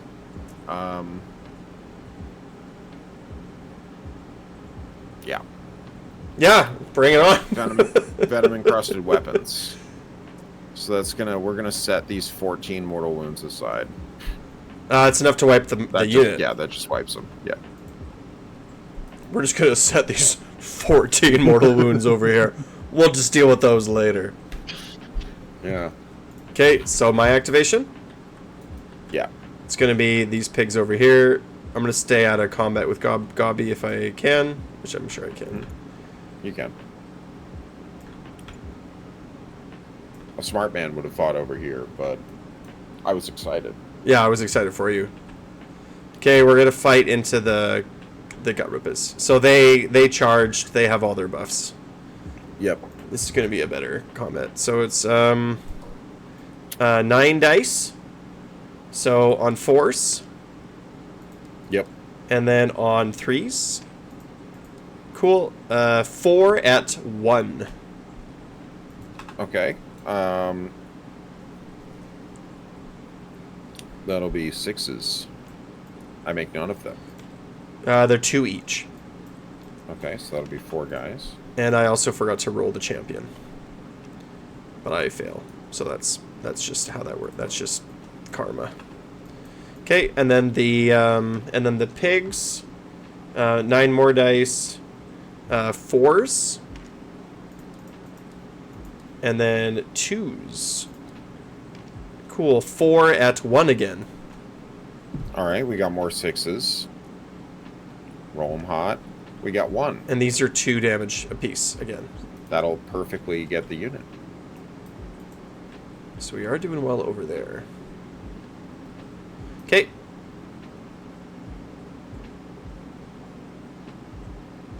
All right. Yeah. And then is that it then? I believe so. There's no more combats to do, right? I don't think so. So I'm done. So Did you score a battle tactic? I think you Yeah, did 5 I did. Here, right? Or 10 um then? well, hold on. So I have restless energy. So I controlled an objective that was controlled by my opponent at the start of the turn, right? I took this one over here from you, right? Because you controlled this one. Mm-hmm. And I think that's it. Yeah. Because I don't control more than you, because you had a nice redeploy over here. So 10 and 10? 10 and 10. No underdog. Perfect. Roll off. Yeah. 6. Then I can only win by getting a 6, and I don't. Would you like to double me? Well, you can re-roll if you want to right now. I'm good. Do I want to double you? Ugh. No. No, That's why I I like do Kruleboyz. not. Why? I mean, I do Because I don't too, think but people will ever want to double us. I just think that I'm going to accomplish what I want to accomplish without having to double you this turn. That's fair. I just also think that, like, this is probably the army that is the most a nightmare to double into unless you're, like, a shooting army. When you're playing a And even then, Castly it's army, like- yeah. But it's Yeah, like, just it's like, go how do you ahead. charge 20 gut rippers. It's like, come at me. I'm just going to strike last you. I'm going to strike last you and hit you with 15 mortal wounds and, like, yeah, and have a bunch of buffs defensively, and yeah, it's crazy. But like, for example, if you had a Marsh Crawler right now, it would be a lot easier for you to send gut rippers. For me to counter-strike. For you to counter-strike right now. Yeah, because right now I'm kind of stuck where I am. That's the thing I'm missing with the Marsh Crawler that I'm paying for with Gobsprak. I think in this matchup it hurts me a lot more, but if I was playing against Zinch, man, Gobsprak would feel so good. How many... are you exactly 2,000? Yeah. Okay. And yeah. what I was considering doing is putting the Hobgrot Slitaboss in there so that you can just try to get like take a risk and try to accomplish Master the Paths early because the list is so passive. Because like you need to try to unlock that before Battle Round 3. Otherwise you're gonna get behind. The only thing that I could think that you would trade is... Oh, no, you can't do that. Never mind. I would consider the Belchabana for him, but I wouldn't want to trade. No, the I was thinking Boys of because they're. I was thinking for the Marsh Crawler. Oh, for the Marsh Crawler, I would consider. The math kind of sucks though. Yeah, just kind of. I just don't think you can take him with Gobsprak. I think you just take Gobsprak instead. And if I wasn't taking Gobsprak, I would take Marsh Crawler, and then I would take like a Hobgrot Slitaboss and more Bolt Boys. But there are good spells. That's the thing. Gnashtooth. Well, what was I saying before? Let's see. Kruleboyz. I would take like 2 3s of Bolt Boys. That'd be kind of sick. Honestly, a 6 of Bolt Boys could be good right now. I'm starting to see more of an argument. Got to move out of the bushes eventually. Having 1 unit of 6 to just take shots is pretty good. It's more just like... Well, like, Mork's Cunning is a very good spell, and all 3 of the manifestations are good. So having 4 casts is fine. It is good. It's comfortable. I like it a lot. The whole lore is good. I think, yeah, there's an argument for a Gobsprak and a Gobsprak list. Yeah, for sure. I think it's just dependent on which armies are the best. If I was seeing like a bunch of like 3-4 cast armies that care a lot about their magic showing up to tournaments, yeah, I think it's just a playstyle option. Sure, right? You could play into a meta, but I think it's just a playstyle choice. It is, yeah. Do you want to be a slow control player who wants to try to like freeze the other person out, or do you want to like countercharge your opponent and catch them by surprise? Because I think you cast Mork's Cunning every turn. For sure, yeah. Every turn. But then the Gork Rora, like, I don't know. It does take a toll over time, too. It does. Well, it's better with Gobby. Yeah. And he's got a ward. Yeah. Anyway, well, it's on you. Okay. The hero phase will do places of power first, I guess. Cool. Place of power... I'm gonna... I don't know. This is battle round 2. The red objectives matter, right? Yes. We can only score the red objectives, or home objectives. This okay, so... Cool.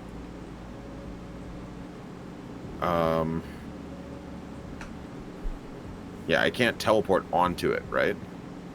You can't. Standing right now. I'm zoning you out. Yeah. Alright, so it'll be another slow round.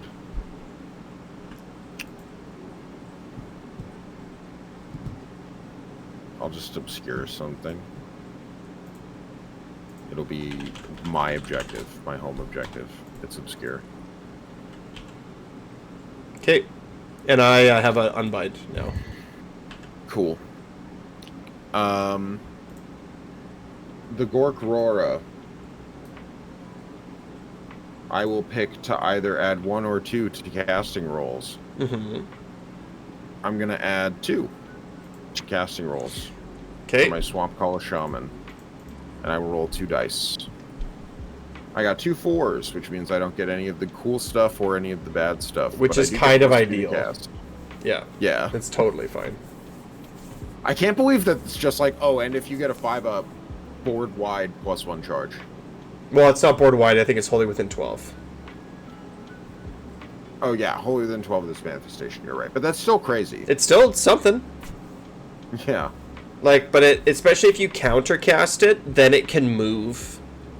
Right? Like, right now it can follow the Gut Rippas and give them +1 to charge. Oh, yeah, right, because it has a 6-inch move characteristic. Yeah, so it can just follow them and give them Yep. And then, like, and everything. So with the March Crawl, it's like we can all run and we all get +1 to charge. Yeah. Like, Sludge Raker would get in. Right? He could from here. The Sludge Raker right now is 15 inches away from Kragnos. So, what does he move? Does he move 8? I think he's 8. Right, so that is 8-inch charge. So he can run. So that's a 7-inch charge. That's +1, so it's a 6-inch charge. And that's with a run roll of a 1. Yeah, and you could just auto-run it. Yep. Yeah, exactly. Or you could be like, what do I, like, because I think that the Gut Rippas would want to get in more, so you could auto-run them. Yeah, you'd auto-run them. Right, but then... you care more about getting the one back in. Yep, or you could be like, the Sludge Raker is 18 inches away from the Brutes, so I'm going to auto... It's a 3-inch charge with the Gorkrora. If it's wholly within 12. It's an interesting idea. I do like it. Yep. I just need to find space for it. I don't want to drop any Gut Rippas, and I don't want to drop Monster Killers, and... It's Gobsprack. Yeah, it is. There's nothing else. That is the decision that I'm making. Yep. The rest of it can't be cut. So. It's 2 reinforced units of Gut Rippas. That's needed. I think 2 units of Monster Killers is needed. I think the Killbow is... You could trade the Killbow, but I think the Killbow is very strong. Breakaboss is very good. The Shaman is needed. Soggy Scumdrek is good. Yep, it's very good. I'm also... But another benefit, too, is the Gnash Tooth. The Gnash Tooth is also good. Like, right now, for example, he could just come in. Like, he's got to be outside of 9. He could board edge and just, like, yeah. Well, he can just sort of, like, come in back here and just be like, hey, I'm here now. He is annoying. Right? I'm gonna stand here and just be here to threaten your Mega Boss. Right? And then it's like, oh, geez, like, I gotta move him. Like, it forces your opponent to, like, move in places that they don't want to. Like, imagine if you could just take a Gnash Tooth and plunk him down just back here. And just, like, passively. Like, no, you know. Because, like, wholly within 6. So it's 15 inches from the board edge. Right? So, like, wholly within 6. So it's, like, you know, it's a 9-inch charge, but... Still, if you can hit the Mega Boss and drag him away on a 9, like, that's a 50-50 chance with a reroll. Or just put him, like, way back here and be like, he has a 10-inch move. So it's like something you have to deal with in the future, or else I'm just going to come in and bite you. Like, I think both are strong. Like, don't get me wrong, I think that Gobsprack is also pretty good, but... For sure he is, yeah. You should try both. Next game you play, you should mix it up. Yeah, I'll try another one. Because the list that I wrote is identical. How many points is Gobby right now? 310. He went down 20, I think. He can't be that. He can't be 310. Because he was like 360 or something before. I think it was 330 before. Okay, hold on. I got it. He's 310 right now. Is he? Yeah, that's not bad. So, Marshcrawl is 140, Nashtooth is 160. So those together are Gobsprack. Minus 10 points. You have 10 extra points. I could turn my Murknob into 3 more Bolt Boys if I wanted. Yeah, but I think the Murknob's good to sit in the tower. Murknob's too unique by himself. You wouldn't want to do it. You'd play it at 9. Yeah, I think that's what my list is. My default Kruleboyz is 1980. Something's not adding up. Anyway, but it's pretty close. Oh, the Marshcrawl is 130. That's why.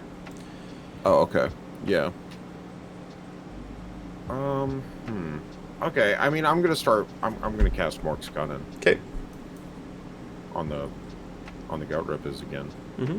I got a 9 with my mods.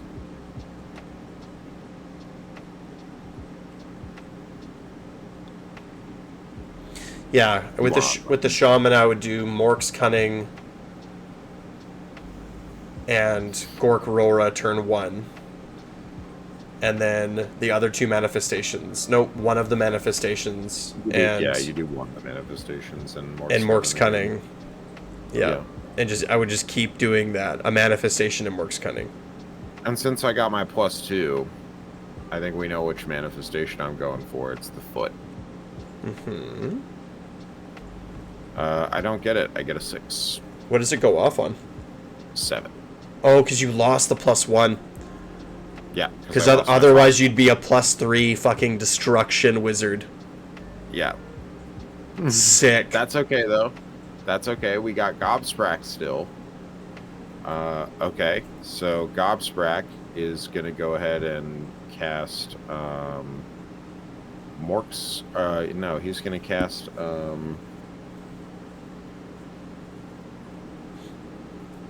let's do... Do I want his War Scroll spell, or do I want Choking Mist first? You have 2 attack profiles, so Choking Mist is pretty good. His spell's a 6. I only get to roll 5 dice for mortal wounds. What's your heroic trait? Egomaniac on the break bus. Yeah, I'm gonna go for Choking Mist on the Gorgruntas, the yellow ones. Okay. And I get it. Nice. With a 9, so they're -1 attack. Not bad.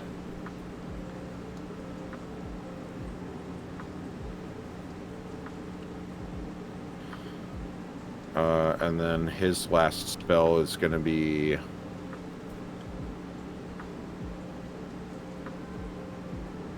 the Mork Pit Marsh. Okay. Nice. He gets with an 8. Let me look at the rules for setting this up. I think it's 18.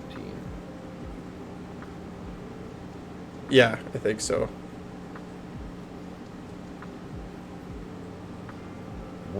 Mork Spit. And you can put it into combat. Like, it doesn't have to... It has no restrictions on where you can put it, just within range. Yeah, you can just put it down, and it's -3 control and no running within 6. Yeah, it's very good. Oh, I have an unbind. I'll try to unbind this. What'd you get? Yeah, I got a 9. Okay, I'll try it. I'll try that. No good. Okay. Do you have anything that allows you to run and charge? Kragnos does, right? No. No? No, sir. So none of these guys in the middle care about running anyway.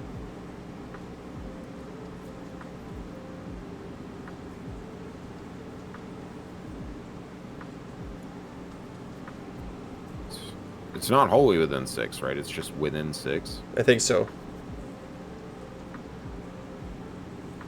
Double check. It's within 6. Or, it's not wholly. Yeah, within 6. Wow. Okay. It's a good spell. Yeah, I'm just gonna put that right there.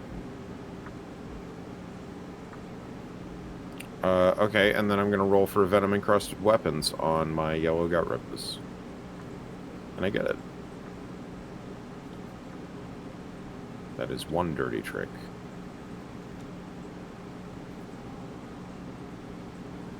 I think that's it for hero phase stuff that this army does. Okay. Oh, elixirs. Roll for elixir. I do not get the elixir. Nothing is free. I think it's D3 mortals on the Gut Rippers. Is it actually? I think so. Let's double check though, but I'm pretty sure that's what it is. There's no way they kept that, right? It is. Yeah, they just changed it to a 2-up instead of a 3-up. All right, well, I got 1 mortal. Let's see if I ward. No, I don't. You're not that lucky. All right.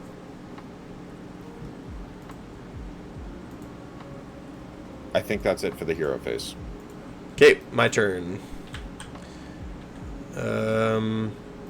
These got rip it, or this. These guys are going to Mighty Destroyers this way. Mm-hmm. Tag Gobby. And these pigs are going to Mighty Destroyers this way. Cool.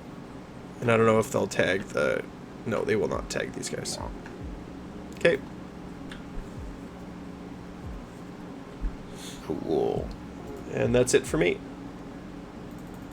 So I used it. I used my Brute Fist. So on my turn, I can't do it twice. Okay. Just once. Just once.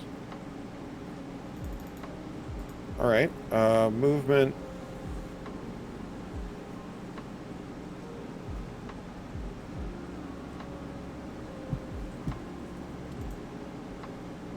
Where do I want to put these guys? I'll be back in a second. I'm going to use the bathroom. I want to think about this for a second. Okay.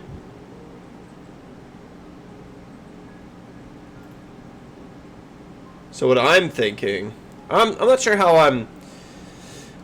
Like, I like the idea of this list, but I feel like it might be a one-trick pony. Where it's like I have these Gore Gruntas, and if they can't like jump over cavalry into my opponent's squishy backline, then they're just not going to be as effective as I want them to be. I'm also looking at the table, and I wish I was playing my opponent's army.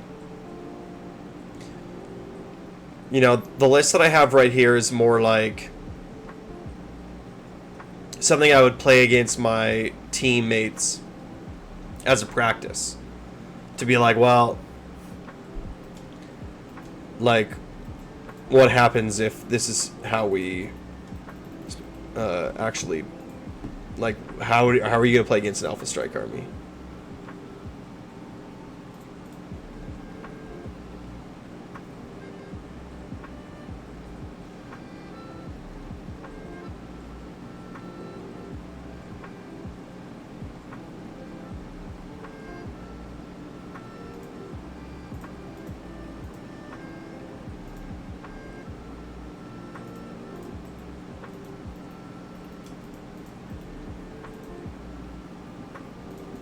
All right.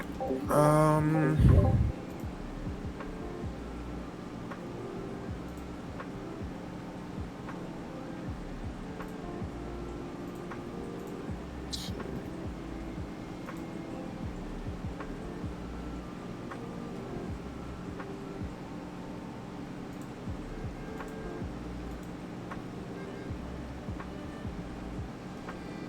Oh, try that. I think, oh,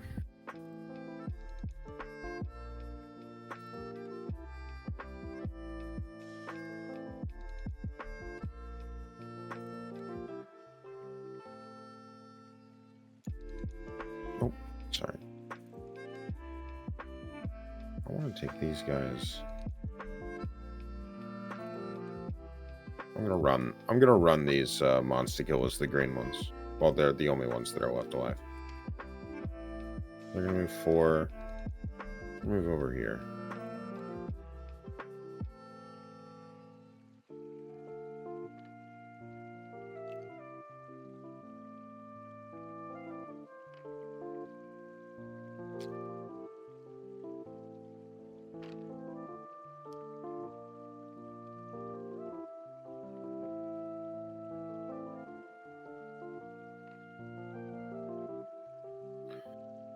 Purple got Ribba's gonna move up 5.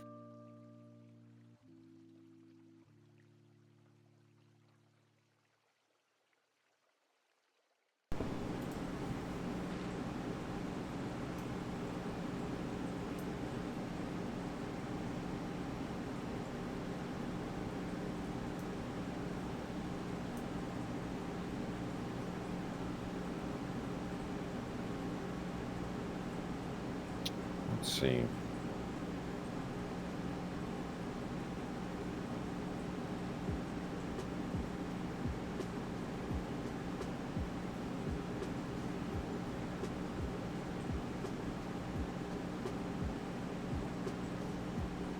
that's fine.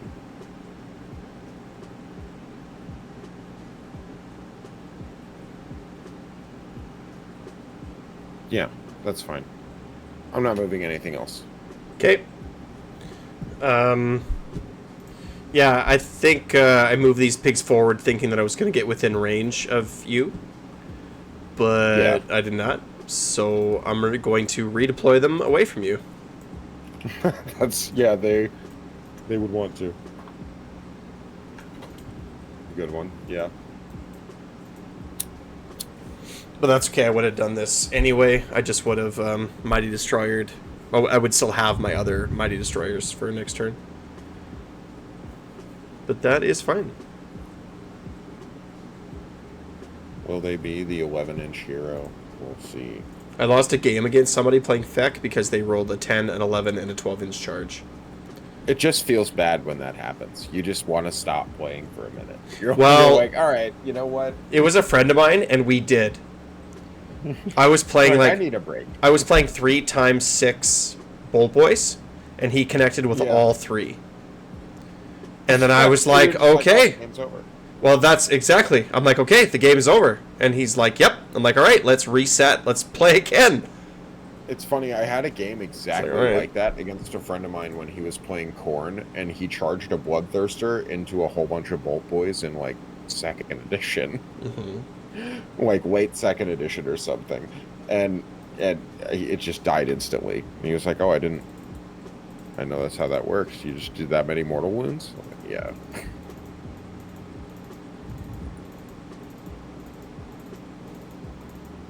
It's like, yeah, we'll just start another game. Okay. Shooting then? Yep. Very cool. Rad.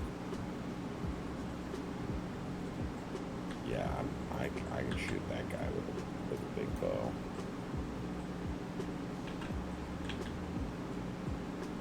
That's exactly what I'm going to do. It hasn't moved or anything. 2 shots hitting on 3s into Kragnos. Yeah, it's scary. 2 hits, they are auto wounds. Okay. -3. And what's his save?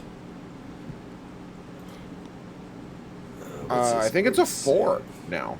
I think that sounds right. It is a 4. They took away his good save. So it's 6s. I'll no, fail. It's 7s, because I have anti-monster rend +1. So I'll fail both. Yeah, 12 damage. So he takes fucking 12 damage. And then he's got a 5-up ward. Yes. Yeah, he has just a generic 5-up ward now.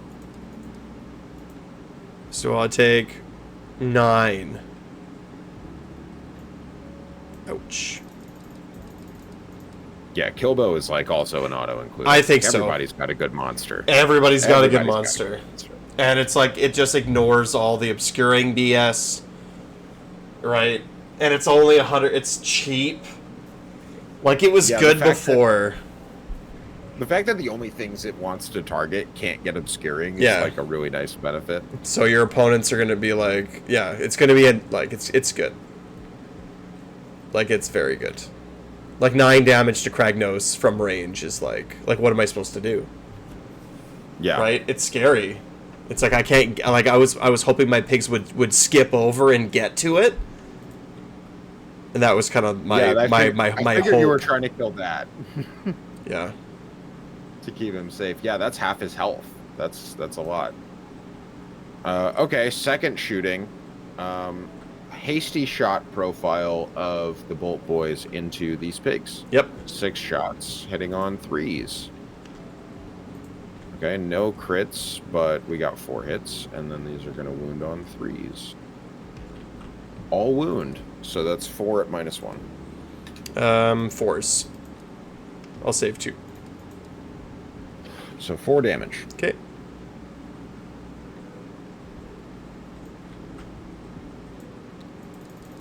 Cool. All right.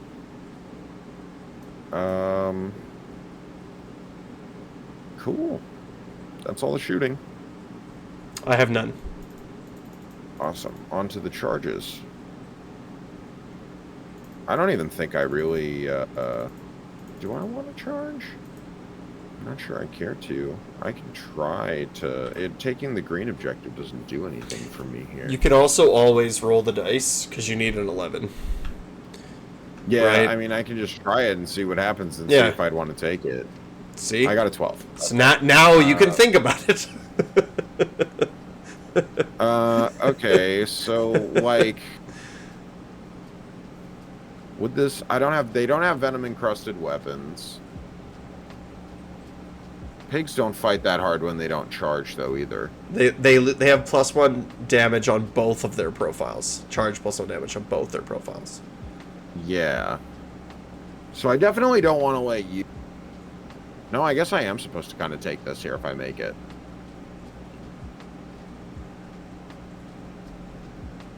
I want to be 3 inches away from your Tusk boss. I think you're safe. And I think I will accomplish that. I'm just letting you know.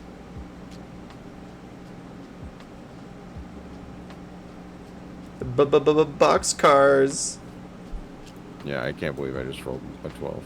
It's good just to kind of like pin me back a little bit too. Like I think it's a good charge. Like I would take the charge. Yeah, I think I'm supposed to. Well, it's nice just to like you turning off my damage. You're pinning me in the back, so in the future, like, it's going to be harder for me to take that green objective. Yeah, I'm buying a lot of space doing this. Okay, yeah, that's the only charge, though. I'm not charging with the Boys, and Gobsprack's already locked in, so... Okay, nothing from me. Okay.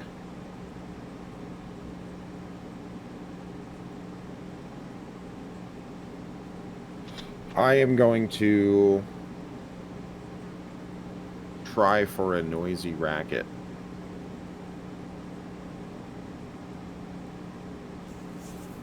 I'm gonna go for it on... Well, none of them are gonna get...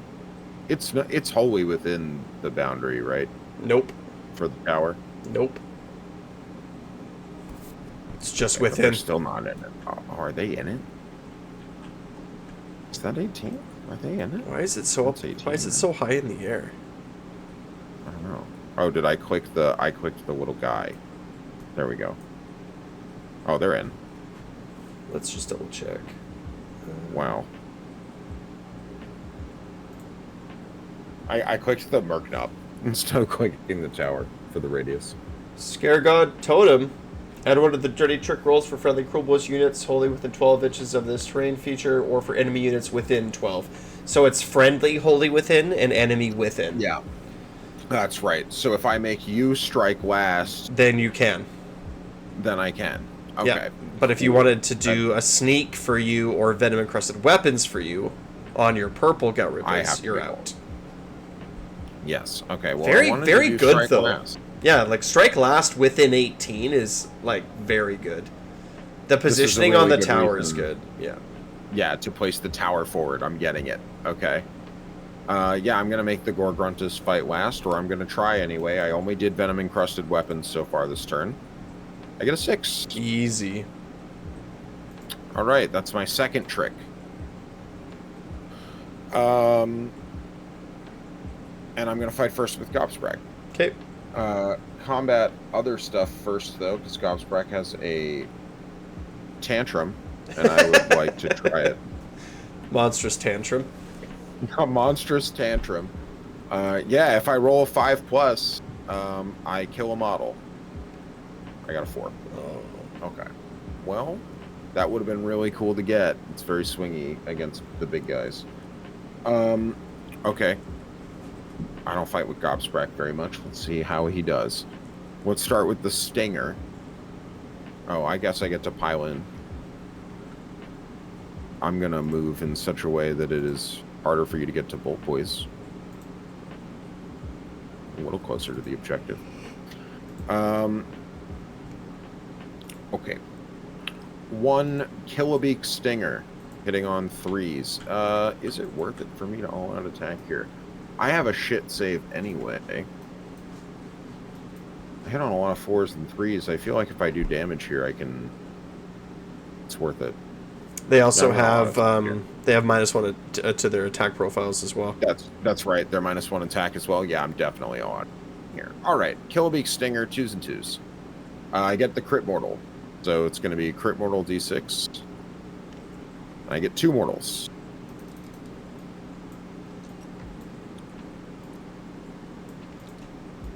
D6 is always 2. All right, Bogbark Staff, 3 attacks, 3s and 3s. They're all going to miss. All right. The Vulture. This is the important part, I think.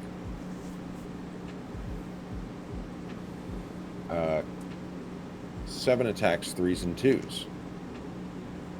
Okay, we missed 2. No crits or anything like that. You're not a wizard. All right, 5 at -1. 4s. I'll save 3 of them.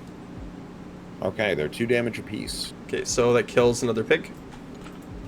Okay, it did matter that I all out attacked. Perfect. So I fight back.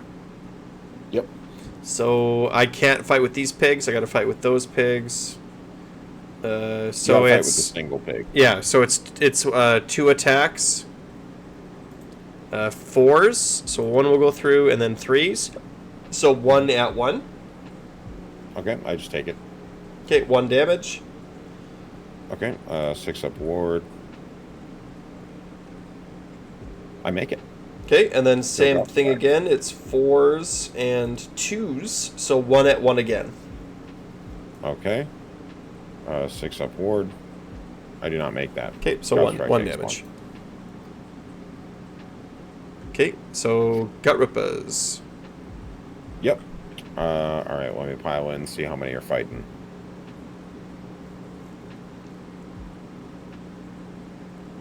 And this guy will end up being like here, and there'll be a guy between. Like here. Yep, that's the guy. This guy's coming back.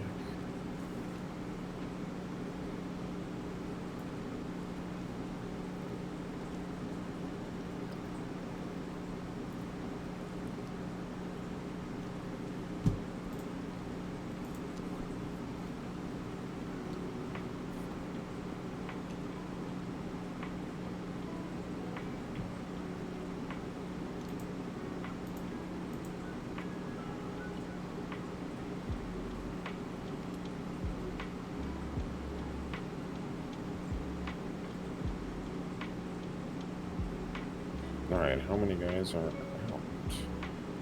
That guy's out. That guy's in. That guy's in. That guy's in. Okay, so 1 guy out. But you're only in combat with 1 unit, so I don't get my plus attacks. This will be 39 attacks.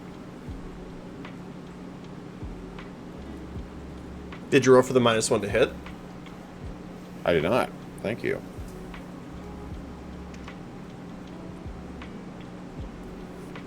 I get it. On a 3.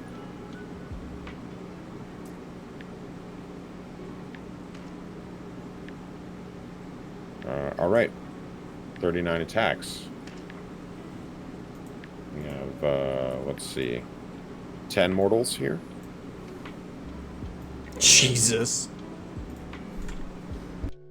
What is their actual profile? 4s and 3s. Okay, so these are all trash. And then 3s to wound. That's not bad. So you'll have 9 regular saves and then 10 mortals. Okay, 9 regular saves. And no mod or 0 rend, right? Yeah, no rend at all. Okay, so 3 saves me. So I'll take 2. And then you said how many mortals? 10. So 12. So 2 pigs and 3 and 2 wounds. Yeah, I mean, like, it's a lot of mortals. That is. I think I rolled kind of hot there, but yeah, Gutrippas are. You rolled pretty hot there, but still, like, it's scary. Okay, I fight back, I guess. Yep. Okay, so 4s and 3s. Okay, 1 at 1. Mm-hmm.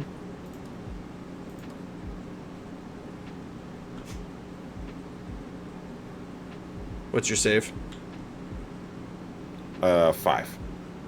Well, no, like, you owe me a save. Oh, 1 save. Sorry. I fail. Okay, so 1 damage. And then this is 4s and 2s. And then 1 at 1 again. Failed that as well. Okay, so 1 more damage. Yep. I mean, when you were looking at that charge too, I think that looking at the boss rock and being like, if I do charge, can I strike last them? Would have been another part of the decision making process. A bunch of people, Definitely, yeah. A bunch of people showed up in chat now for some reason. Oh, cool. Oh, it's like 5 a.m. for one of them. All these Europeans are waking up, I guess. Yeah, the Europeans having their morning Warhammer. Wow. Okay, so is that the end of combat then? That's the end of combat, yeah. Okay. Yep. I don't think there's anything left for me to do for the turn. So let's see. Did you score any tactics? I didn't focus on it very much this round, but let's see. I need to control terrain features that are in your territory. This one is, and I don't know. If Not even close. No, Kragnos is touching it. So no, I don't have scouting force. I didn't kill a hero yet. So no tactics, but I control my objectives. So here's another reason. Oh no, never mind. I was gonna make another reason for Nashtooth, but he is good at doing that. He can just kind of appear on this. But he's not a scout. Oh yeah, that's right. He's a hero. Yeah. Okay. So yeah. just another. So you didn't get any. What are you taking against? Tactics. Scouting force and what again? What was your second one? Master the paths. Right. So I have to kill a hero, and then I have to have more friendly units in neutral territory than enemy units, and then I have to do a 3 corners thing.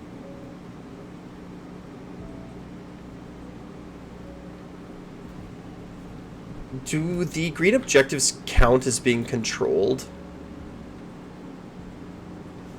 I'm not sure. It says that victory points, you only score victory points for them, but I imagine you control them.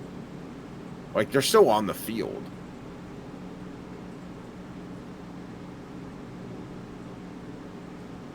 I would agree. Okay, so is it me then? Yeah, it's you. Okay, let's do places of power. I'll do it on the Mega Boss. I fail. Do we still take damage if we fail the places of power? That I don't know, but I don't think so. Let me check. Oh, you know what's crazy is that it's literally right here on a card to the side of the game that we're playing on. Like, right to the left of our faction points.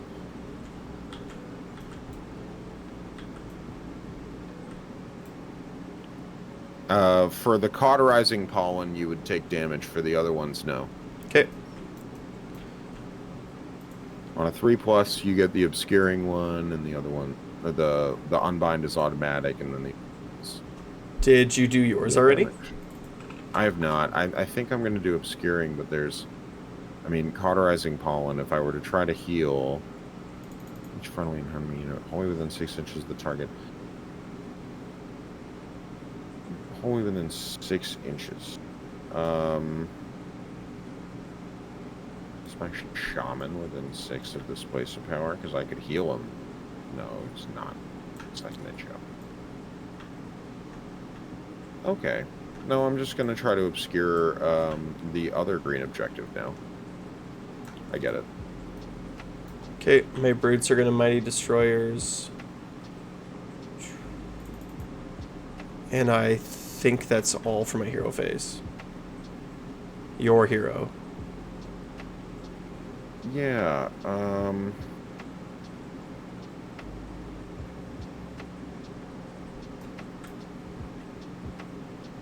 think.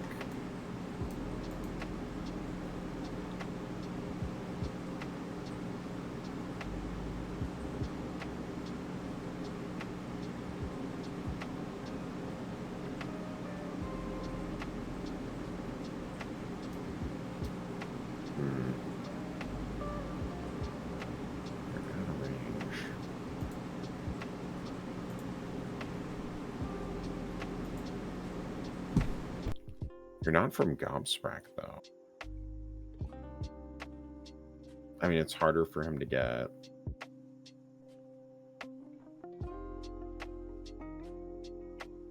What am I going to spend my command points on this turn? All out defense. Am I going to redeploy?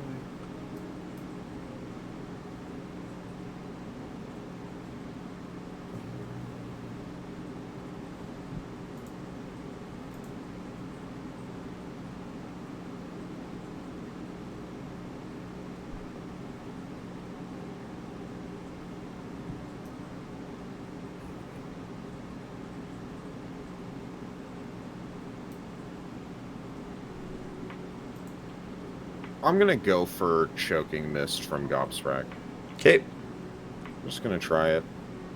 I'm gonna target. I guess I don't have to pick a target yet. Or no, I do. Nope, I don't think you do. Oh, right. It's after you see the roll.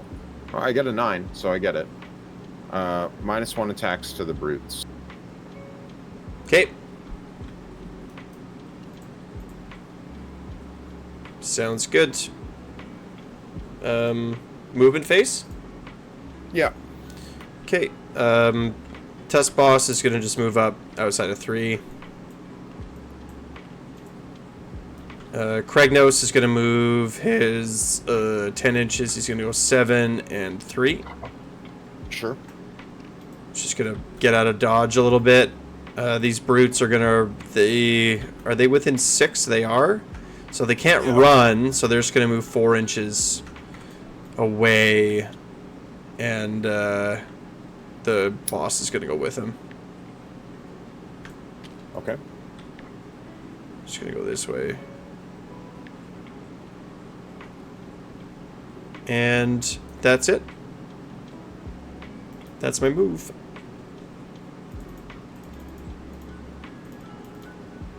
Anything from you? I think I'm good. No redeploys. Okay, so charge phase. Like, I feel like I gotta call my Wa eventually. I do have 3 of them, so I guess I call my Wa from my Tusk boss this turn. I'm gonna counter shoot in your shooting phase. Okay, go ahead. 2 shots from the kill bow. Or no, they can't see Kragnos anymore. 6 shots from the Manzikure Bolt Boys. Into that little pig. Gobsprack will be free. Here, piggy, piggy, piggy.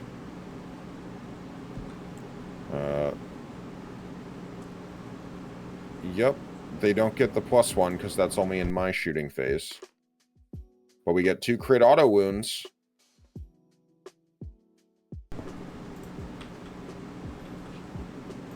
And none of the rest hit. So it's 2 rend?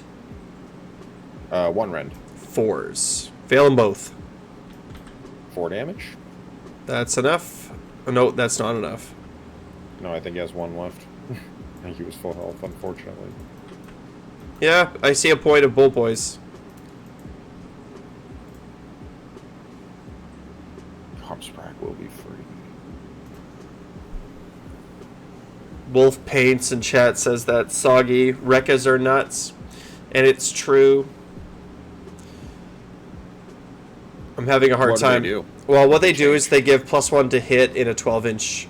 If they're in combat, I think they give 12. They have a 12-inch holding within 12 +1 to hit. Oh, that's super valuable. It is. It is. But the trouble that I'm having with it right now with the Rekkas is I'm leaning more towards like heavy cavalry. And the Rekkas are going to have a hard time keeping up.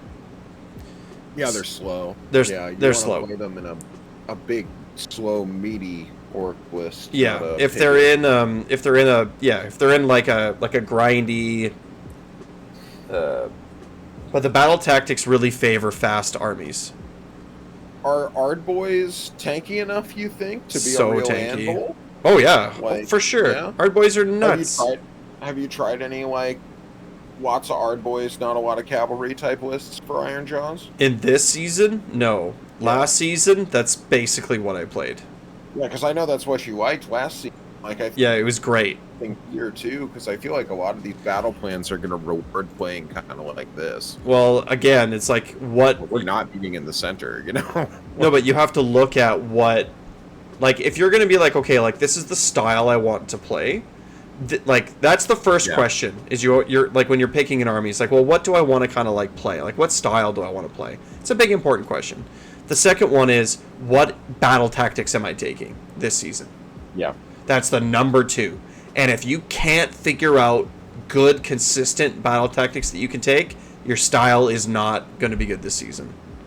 Absolutely. Right? It's like people, like your lists, whatever. It's like, what are the tactics?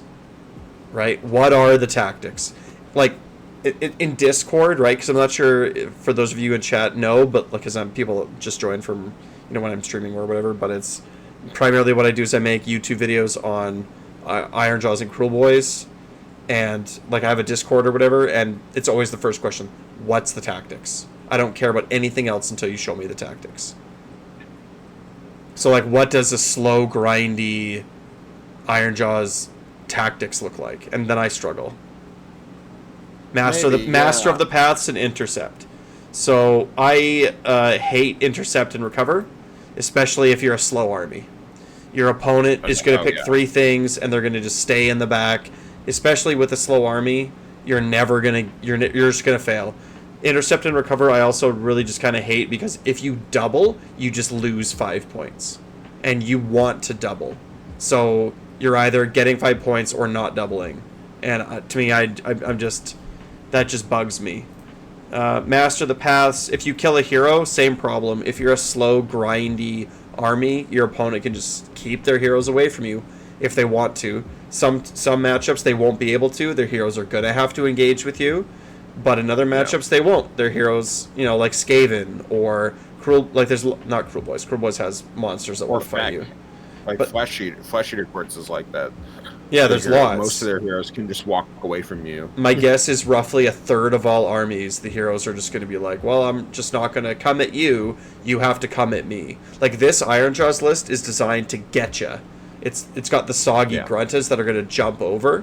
What I could do in a list like this, though, is I could run, instead of Kragnos, it's like 580 points, which is it's 180, 180, 180, 180.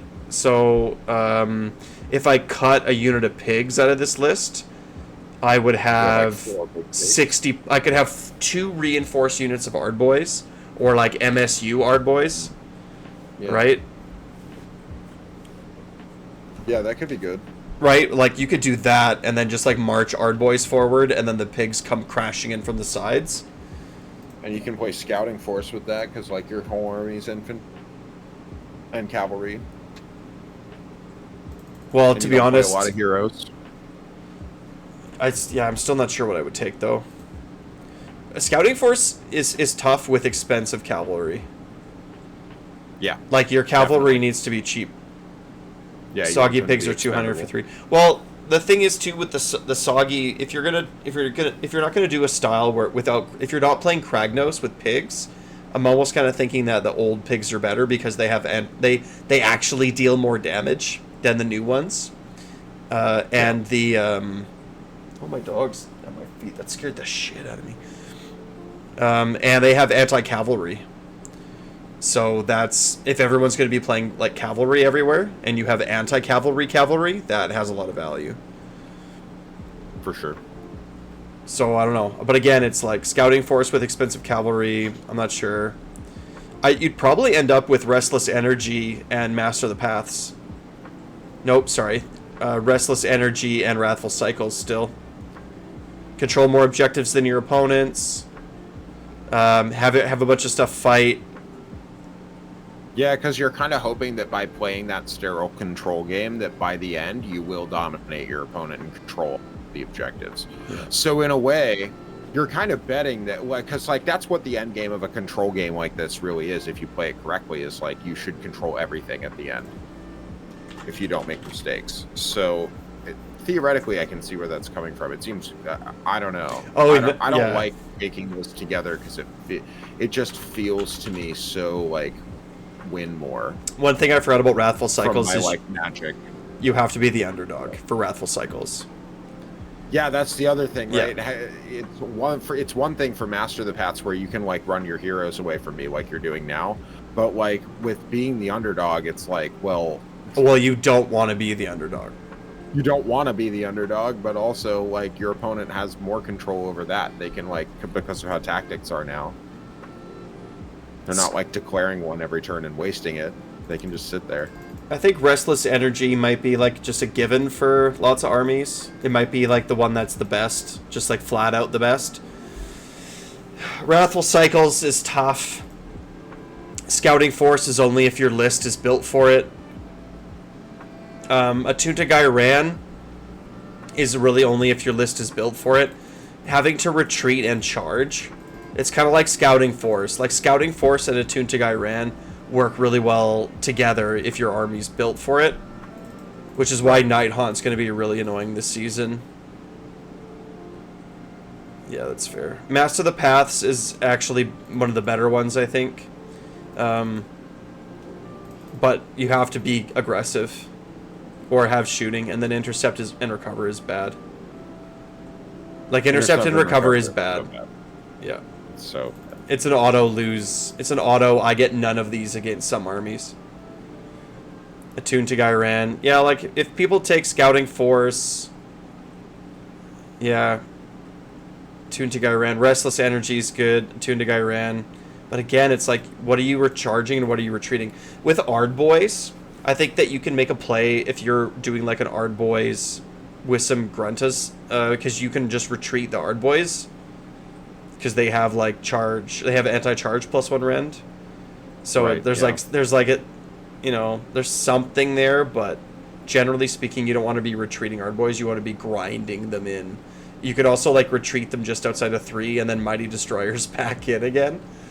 Right? You could, yeah. So that there's that, and you could do it twice, so you can retreat 2 units of Ardboys, charge in 2 units of Pigs, and then just Mighty Destroyers both units of Ardboys back in again. That's actually something worth considering, I think. Yeah. My next Ironjawz game, I'm going to do that. I'll throw in 180 times 3. So it'll just be, instead of Kragnos, it'll just be 3 MSU units of Ardboys.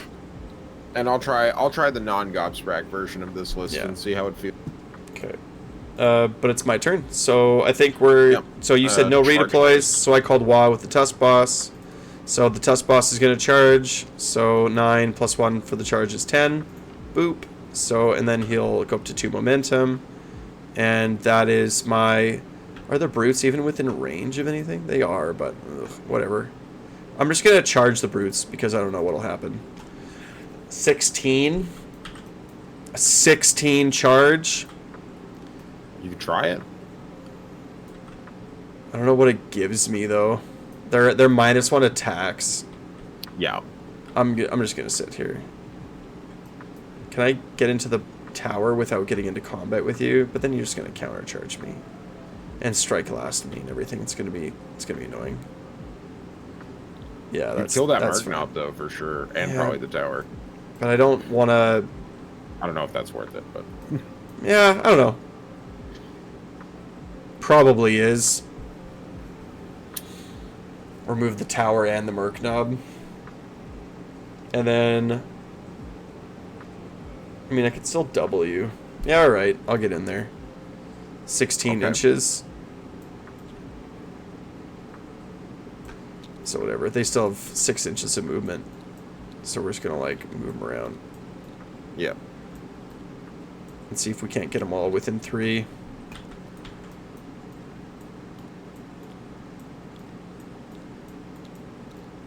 Don't forget about your Will Straggler back here. Get up here, buddy. But yeah, this season, it's like, I feel like I really like the way that the tactics are being used, but I wish there were like 8 more of them. Yeah. Yeah, there need to be more tactics cards. Yeah, there's too few. There needs to be 2 tactics cards that say things like, you were charged twice. You successfully cast 3 spells. Right? When they showed the one that was about infantry and cavalry, I really thought we were going to get like a wizard's one, and a priest's one, and a monster's one, and like a whole Sheen's one, and then they were just like, no, they're all just random.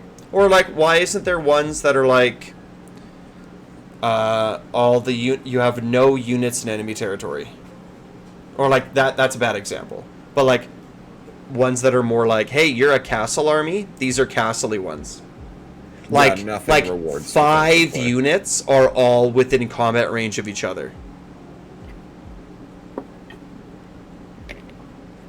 Right? Or it's stuff like that. Wilmeth would be taking that one. Oh, they're going to make you spend more money on rules. Well, in 6 months, we're going to get another round of these, just like they did in the previous season. I get, I'm part of, the GW special internal survey group, right? Where it's, content creators and TOs and stuff. We get, surveys, once a month or something. And they ask us questions about things like this. And then they show us the results of previous surveys. And people really, really liked the fact that halfway through the last season, we got, more Honor Guard stuff. People really liked that. So I guarantee 6 months from now, we'll have 4 new cards, 5 new cards. Yeah. Okay, good. So those are charges. I'm done charging. All right. I'm going to. I'm not gonna dirty trick in the charge phase. I think I'm gonna go for noisy racket, but I don't think I care about the charge +1 damage bit. Okay, so combat phase, I have no combat tricks. Okay. Well, let's start with the Gut Rippas going for their -1 to hit. Okay. Get that. I'm going to go for Noisy Racket on the Tusk Boss. Get that as well. So he's strike last? Yep. Okay. I guess I probably could have just charged him a little bit better next time. Okay, so I get to activate first, but not with what I want to activate with. So I guess I fight this pig? No, that's pointless. I'm out of combat range here and here, so the brutes don't care. Yeah, I want to play Kruleboyz more than Ironjawz right now. They're so fun. Sure, this pig will fight. So we're gonna go 4 dice. He has no debuffs, right? Ugh. That's right. So 1 at 1. Yep. That'll be a 6-up save. I don't make that. Okay, so it's just 1 damage. Yep. Yep. And I got a 6-up ward. Nope. Okay, and then 4s and 2s. So 1 at 1 again. Yep. Nope. Yeah, Wolf in chat says a card like that's magical domination. It's exactly. Yeah. It's what if the first one? Magical. Yeah, what if the first one's cast 4 spell or successfully cast 3 spells in the turn, and then the second one is successfully bring out manifestations, bring out 2 manifestations in a turn, and the third one is have all of your manifestations on the board. Yeah, something like that. It's cool. Oh, I forgot. I have to roll for the Mire Drake, the Belchabana. You're in combat with him. Oh, crazy.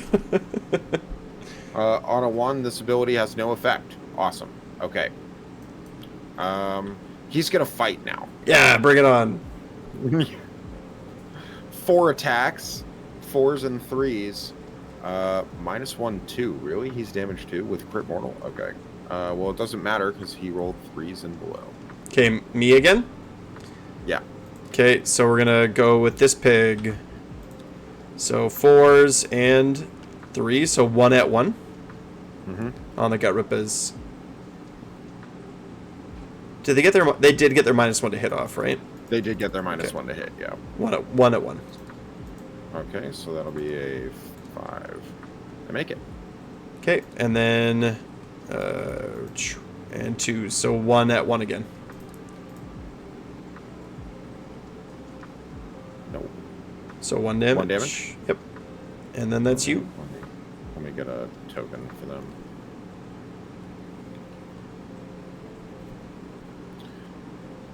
All right.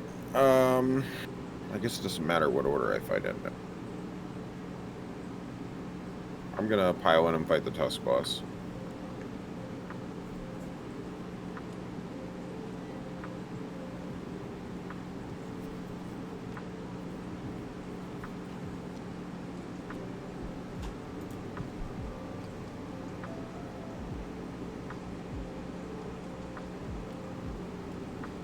Get these guys in.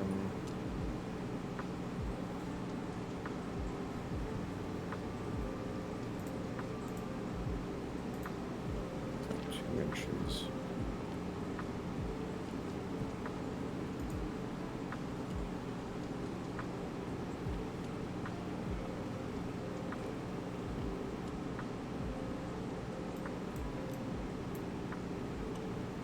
I'm going to keep this guy in base contact here with the pig. This guy's right here.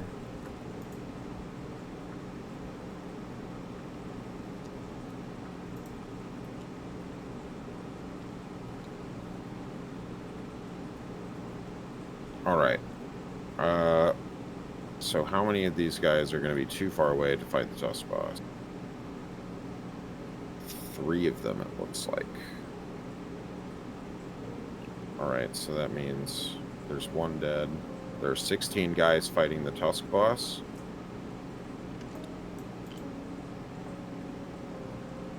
The boss is marked, and he's fighting the Tusk boss. Okay, so that's 33 attacks.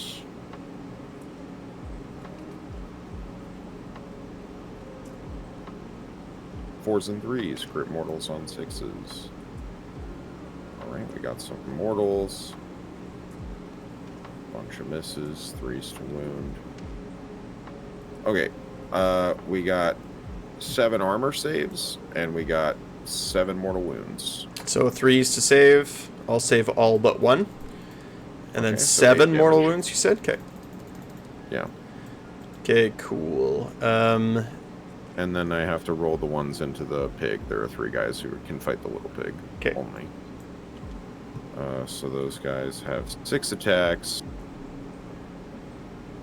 You're not in combat with this. I can get it. Yeah. 6 attacks, no crit mortals. 3s to wound. They all wound, so 3 saves for the pig. No rend. I'll save them all. Awesome. Yep, no rend. Okay, my turn. Let's do the Tusk boss. So I have -1 to hit. I'm going to use all-out attack for the Tusk boss.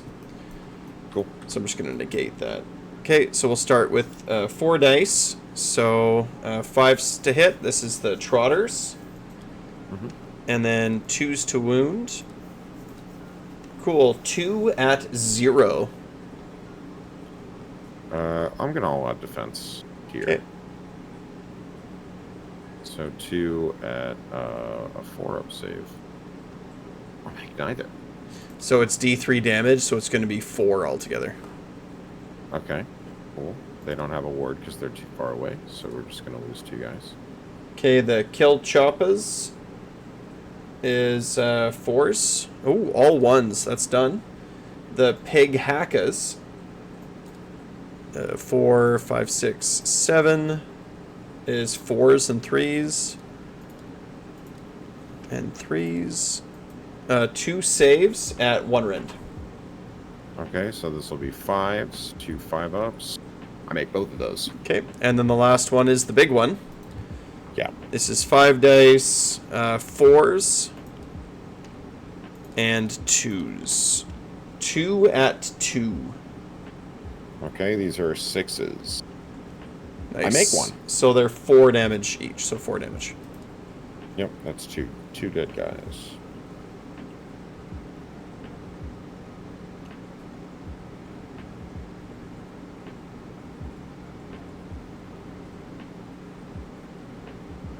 All right, Gobsprak will fight. I'll just lift the pig. Okay. It's just 1 damage left. Hold on.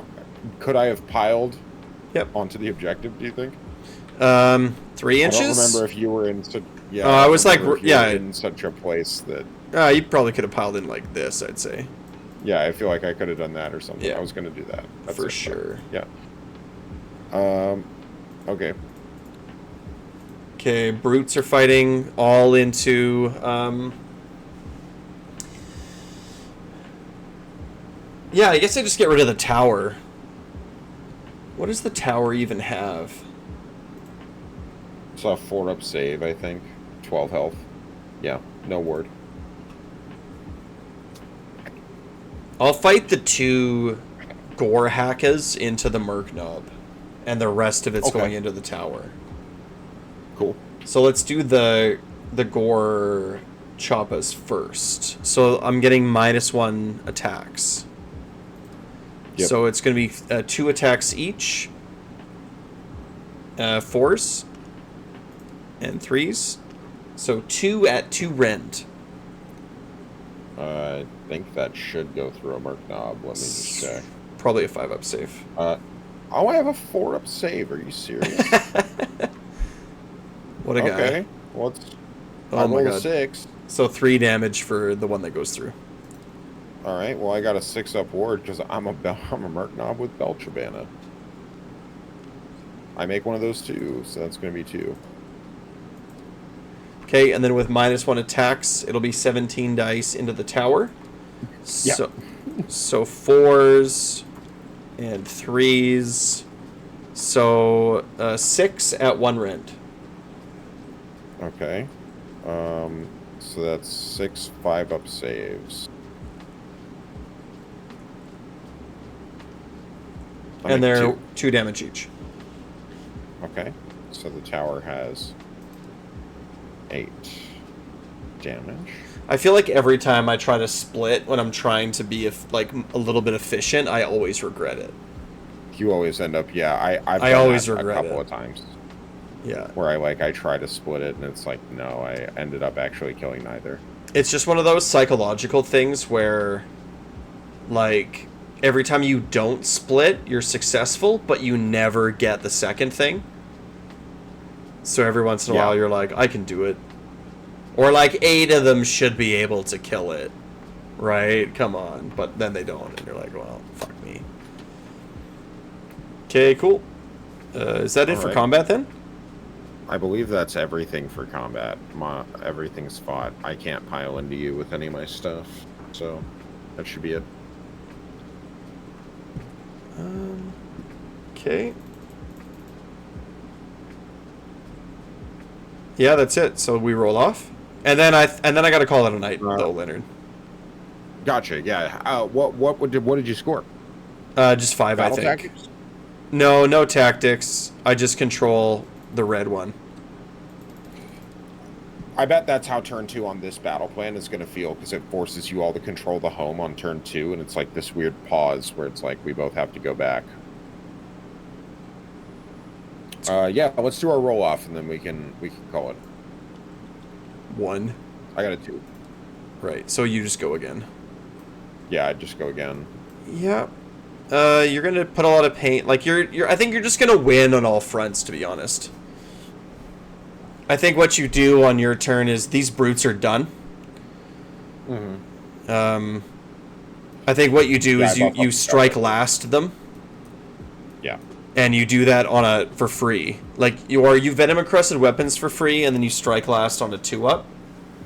And if you fail, then you're in the middle, which means you have bet tokens, so you can't fail. Yeah. And then you fight the Tusk boss first with the Gut Rippus, and you might be able. Yeah. You'll probably lift him, so it'll be like this. It'll be like this, and I don't think you'll lose anything. When I get to bring in the Monster Killers to fight the Tusk boss too, so they can impose Strike Blast on him and then give me gang up. Yeah. So it's overwhelming. I think that this is roughly what the board looks like, and you're going to score a big turn. Here's a question though. You're probably going to table me, I think. So you'll probably score all your points from here on. Like, just out of curiosity, would you score the rest of your tactics? So if I kill the Tusk boss here, that gets me cut off the head for Master of the Paths, just in time for me to be able to finish the card if I can do them all on time. And then in this turn, I'll also end up controlling probably this piece of terrain and this piece of terrain, and then I need to teleport to this piece of terrain or your objective, and I can get Seize the Paths. So you would, looks like. Yeah. I think you would. And Bold Explorer, or I can get Bold Explorers, rather, for scouting, and then the next turn I would be able to... You'll have, like, nothing in neutral territory, so I'll automatically get that in the next turn. And then, I have to do, You complete this tactic if a friendly scout unit that wasn't set up is contesting a terrain feature you control wholly within enemy territory. It's more than 6 inches. Yeah, so I'll just do this one, like, automatically with Scouting Force, and then Envelop, I'll just like, go to the corners with some units. Yeah, I'm not really... Yeah, I don't think I'll play this list again. I think that... I think it's... Like I said, the idea is that you're jumping over infantry. Yeah. And try to kill stuff in their backline early. But all they have to do is do what you did. Like... Yeah, just wall up and sit there. Well, when you were like... At some point of the game, you were like, what's the geometry? And I was like, do this. Right? In my head, I'm like, go protect your tower, and then I'll just, like, move up and skip over you and just kill your Killbow and your Shaman with 3 pigs. And tie everything up, and then smile, right? And be like, okay. But then you get this, like, crazy convex. Well, yeah, it would have been a mistake by you to do that. Yeah. Right? Like, but you're right. It's like, it would be an error. So it's like, it was the right play, but I don't like to play armies like that where you're kind of hoping your opponent makes a mistake. Because then they don't. Right.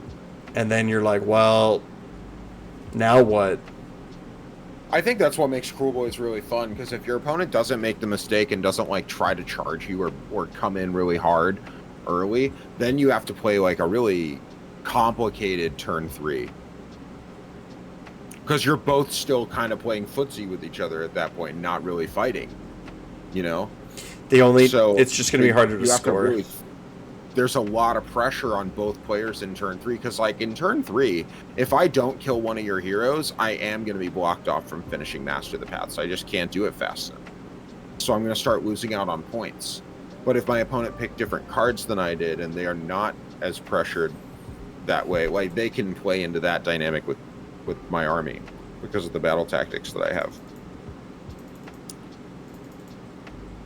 Like, I can only pretend... Kruleboyz can only really pretend to be patient. It's kind of the way that I think about it right now. Like, we look like a very cagey, patient army, but, like, after turn 3, they have to get out and do something, otherwise they can't do their second card. You can take Wrathful Cycles if you play to be the underdog. Yes. Yeah, you could. But I think that conflicts with playing Scouting Force. Well, you wouldn't... so good for Kruleboyz. Because you want to do it early. And that's hard to be underdog. If you're just, like, doing tactics. Yeah, but it's going to be, like, on this map, Scouting Force is easy. Yes. What if it's... harder. Well, I did the math. Like, what if it's this one? Yeah, so this is one of the ones with no neutral, right? This one is also harder for Master the Paths. So lists like mine will struggle more generally, I think, in this deployment. So outside friendly territory, I mean, it's a long one, is the other thing. And there's a lot of terrain that's...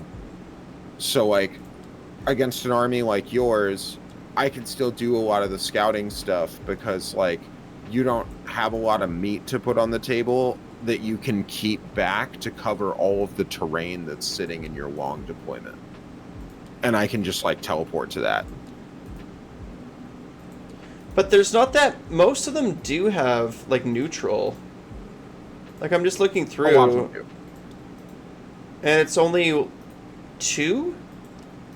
Yeah, it's that one you showed me. 3. And I think Noxious Nexus, I think. No, 4. Noxious Nexus has neutral. Well, it's Grasp of the Thorns, Creeping Corruption,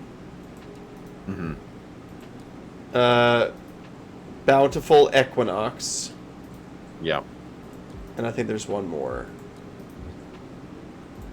Yeah, and then this one. So there's 4 out of 12 that are just like you and me are half and half. I don't have a good sense of which of the battle plans are going to be, like, tournament preferred and which aren't. I know that, like, the Fey Paths one and probably Noxious Nexus won't be super popular for tournaments because they have weird deployment and weird rules. But, like, I can't tell which of the ones are the ones that people are going to really like playing at tournaments that will be super standard. As a TO, I feel like most of them will be good. I was looking at them, and it's really the... There's only one that really stood out to me that I didn't want to ever pick. It's the one where you have to, like, pick up and put down all your army every... Yeah, the Fey Paths one. That one sucks. It's like a logistical nightmare. Everyone picks up their army and redeploys it in the middle of the game all the time, and it's mandatory. Like, yeah, that sounds like it's going to make the round take an hour and a half longer. But I think after that, it just depends on what the TO's preferences are. Sure. Yeah. Right. I do feel like they're relatively... Like, I don't see a lot of great ones and a lot of really bad ones. I see a lot of ones that I'm like, this is cool. It's just about how strong of an underdog mechanic you want. True. Yeah, because there are a lot that are more... They feel very soft and kind of standard. The underdog doesn't matter that much. There's some where it's like, you're the underdog this round, and you get to entirely change the pace of the game. Yeah. What Ironjawz list to play next? That's my real question next.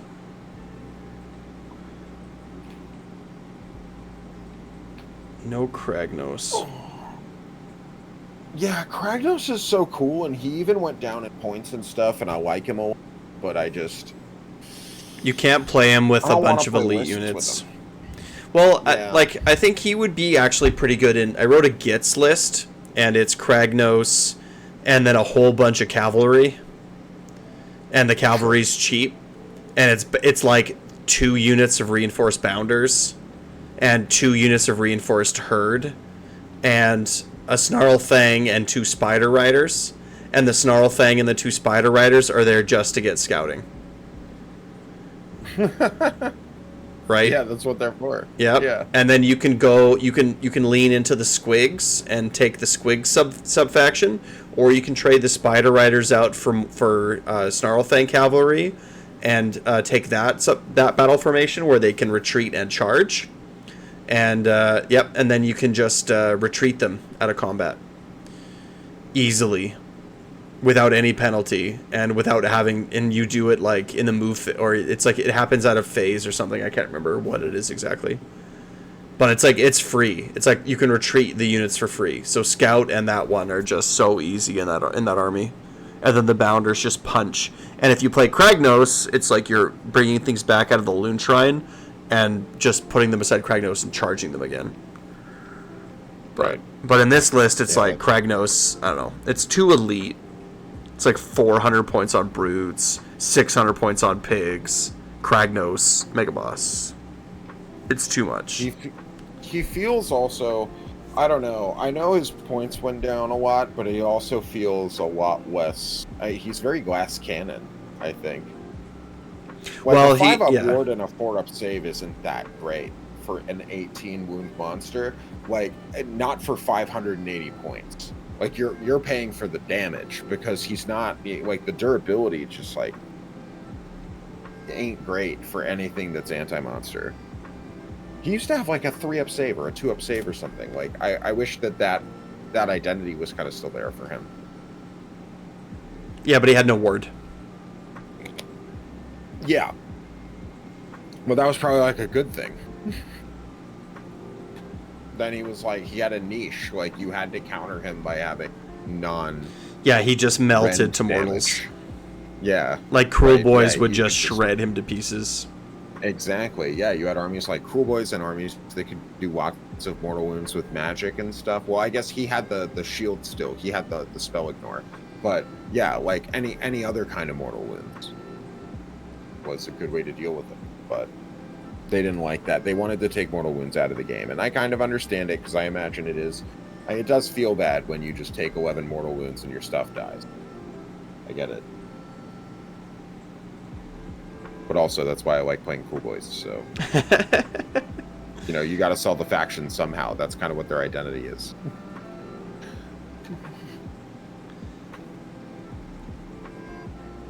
Yeah, I don't know what this army looks like.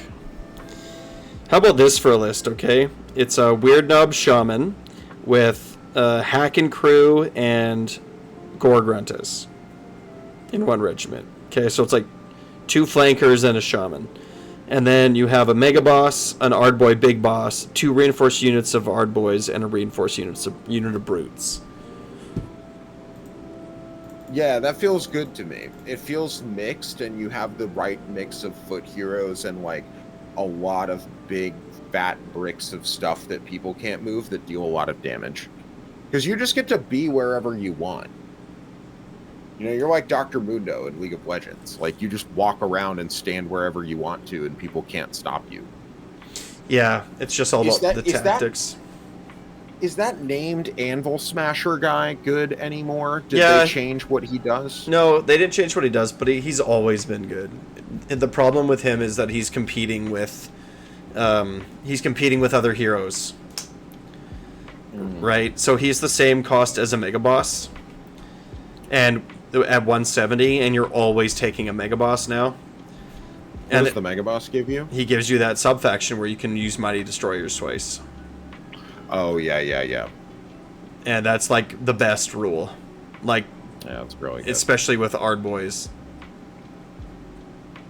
I'll have to give something else a try. Yup. But it's like, it's got to be 3 drops? I can't even know. I'll have to do some brainstorming. But yeah, like, I feel like your list was good. I liked it.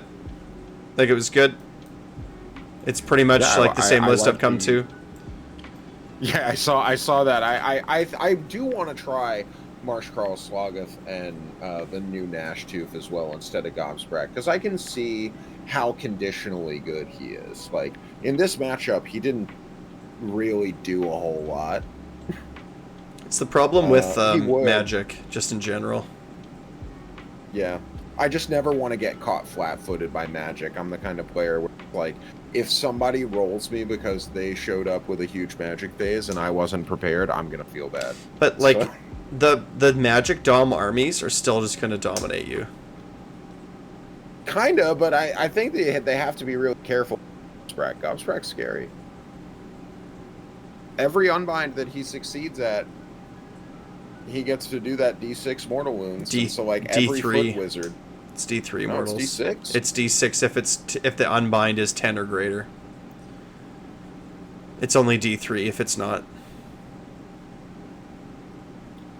I thought they changed that. Hold on. Because I was reading him the other day and I thought... Maybe I read that wrong. That's right. Yeah. It's the 10 plus. So that's why in third edition... It's a lot of damage. It can be, But against the really good Magic armies, like, it'll be hard. Like, when we were using Primal Dice, For sure. that's when he was at his best, and I would destroy other other non-Magic armies. I miss that Gobsprak. I miss him every day. It was very good. Yeah. But if I played Tzeentch or Seraphon or he still lost. Right? Tzeentch is like, oh, I'll just trade out these fate dice and you don't unbind me. Right? Like, I just get my spells off because I got a 13 or whatever. It just made it really hard. I can see that, yeah. People with crazy casting bonuses too, even in a Kruleboyz mirror, having your opponent have their +3 Swamp Caller Shaman. It's like you're not unbinding. Like, yeah, you have your 1 3d6, but so like after that it's... Gobsprak's good. Like, I like him, and he's good now at his... Like, he's better at, for his price point. He was $380 at the start of the edition. Yeah, he was. Right? So he's come down a lot. 70 points. He's come down. I still think he needs to come down more, personally. Because, like, I agree. What does he bring? He needs to be closer to parity with the other Vulture Boss. Yeah, well, the other Vulture Boss is 290, I think. Or he's crazy. Or he's 270. He needs to be like 260, and Gobsprak needs to be like 280. He is 260. Oh, okay. But no, my Gobsprak list is exact. No, my Gobsprak. No, my Gobsprak list was different. It didn't have a kill bow. I just love the kill bow. I feel like agree. I'm gonna want it all the time. Somebody's gonna show up and put Usharan on the table. I know. Or Nagash or something, and I'm just gonna be like, thank God I brought this. Krondys or Karazai. Yeah. Yeah. Yeah, any big dragon. Yeah. Kragnos is running around everywhere. So you're just like keeping Kragnos scared. Like 2 rounds of shooting. It's like if Kragnos is in range, you're using a kill bow, you're using that command point, right? You're going to shoot at him every time. Oh, yeah. Always. So you just park him in the middle of the table, your kill bow, and then... Right, that's it. It's like, where are you going to go? You know what I'm going to try next? I'm going to try... we have to do it for science. I'm going to try a dedicated Bolt Boys list. Yeah, sure. You know it's my original favorite way to play the faction. Okay, I'm going to try as many Bolt Boys as I can make work. Do it. In a functioning list. Well, why don't you try 2 reinforced units? At least, yeah. I want to go for 3 because they're so cheap. They're you can still so fit cheap. a lot of really good stuff in there. I think we'd be forfeiting. I mean, I'd be taking Gobsprak out, but I'd also be probably taking out one of the Brick 20 governments. So much damage. You still had so much damage sitting on the table waiting. Yeah. The gut rippets are so tanky now. They feel so much stronger than they used to, and they didn't even give them a 4-up save for their shields or anything. They just I guess they kind of functionally did. They just made us give it to them as a buff. Yeah, 3-up. Yeah. When things go great, when they have +2 to save and -1 to hit, they feel great. When they fail all of those things, they just still melt like butter. Yeah, they do. But no, my Gobsprak list, yeah, the kill bow. The kill bow. The kill bow is great. But what's my regular list here? Kruleboyz. Here it is right here. Yep. Scumdrek, Break a Boss, Gut Rippers. Next regiment, Swamp Calla, Marsh Crawler, Monster Killers. Last regiment, Nash Tooth, Killbow, Bolt Boys, Belch Banner. So it's just got the 3 Bolt Boys, Merkanob. Yep. Okay. I'm thinking here. I'm cooking. I'm gonna come up with something cool. I think this list will probably play the Nash Tooth. The Nash Tooth is good, dude. I'm telling you. I have never played it I still haven't even seen it played, but just anything that has a teleport. Like in this game, putting it behind my Mega Boss and being like, you gotta do something. Like, I'm just gonna make you do something. You're gonna leave your foot heroes in the back? It's like, you can't. You can't, because I'll start getting tactics. Well, yeah, that's true. It's like, I'm just gonna do that. So, and then let's see, abilities. Oh, fuck, I love having everything on the app. It's so good. It's amazing having everything unlocked. It's sick. Yeah, in your movement phase, right? So it's like I'm just gonna put it behind you. So, good luck. And then if your opponent's like, oh, well, I'm gonna move things towards it and put this big barrier up, and I'm gonna deal. Well, I'm somewhere else now. Yeah. Like this, Yeah, the battle plan that we played, what was it called again? It was the first one, right? We played number 1. Yeah. Yeah, the objectives aren't within 6 of the battlefield edge. So you can't just like teleport onto the battlefield edge. But map number 2, map number 3, map number 4, map number 5, all you can teleport onto the objectives. Yep. So in your first turn, if your opponent makes you go first, you can just take that objective and then be like, I control it, and then teleport away, right? And you're like, okay, like, I got it. Like, do something about it. It's a really interesting idea. I need to think more on how I want to try to, because now I'm thinking I'm cooking. To be honest, I think you just got to like change your list up a little bit and then just play another game. Cut Gobsprack, yeah. And just throw, like, just play the list that I wrote. I think lots of people are kind of playing that list. Like, it's not like I am special and made up a great list. It's just kind of like all the best stuff. It's like a conclusion that people are coming to. Yeah, all the best stuff that people just put together, and then see. Right, like I'll test it out and see how it feels. Yeah, I'll play another game. Right, I'm gonna try to get lots of games in. What do weekdays look like for you? So for the next like week and a half, I'll be pretty good and free to play on most weekdays. But they're gonna start getting really busy at the beginning of July because I'm gonna be doing a lot of teaching for the. So, the next week and a half. In the next like 8 or 9 days, I'm gonna be super free. I teach a class tomorrow, and then I'm gonna have basically like a week off. So the last half of that, starting like a week from my last day of classes, is is Thursday. Okay, cool. You want to start? We'll have plenty of time. We can play some games. I might be busy next Friday, because that's when my friends usually play D&D. Cool. So, yeah. Cool. Well, we'll figure something out, I'm sure. Yeah, we can make it work. Okay, I'm gonna bounce. Have a good night, man. All right. GG. Catch you later. Have a good night. GG.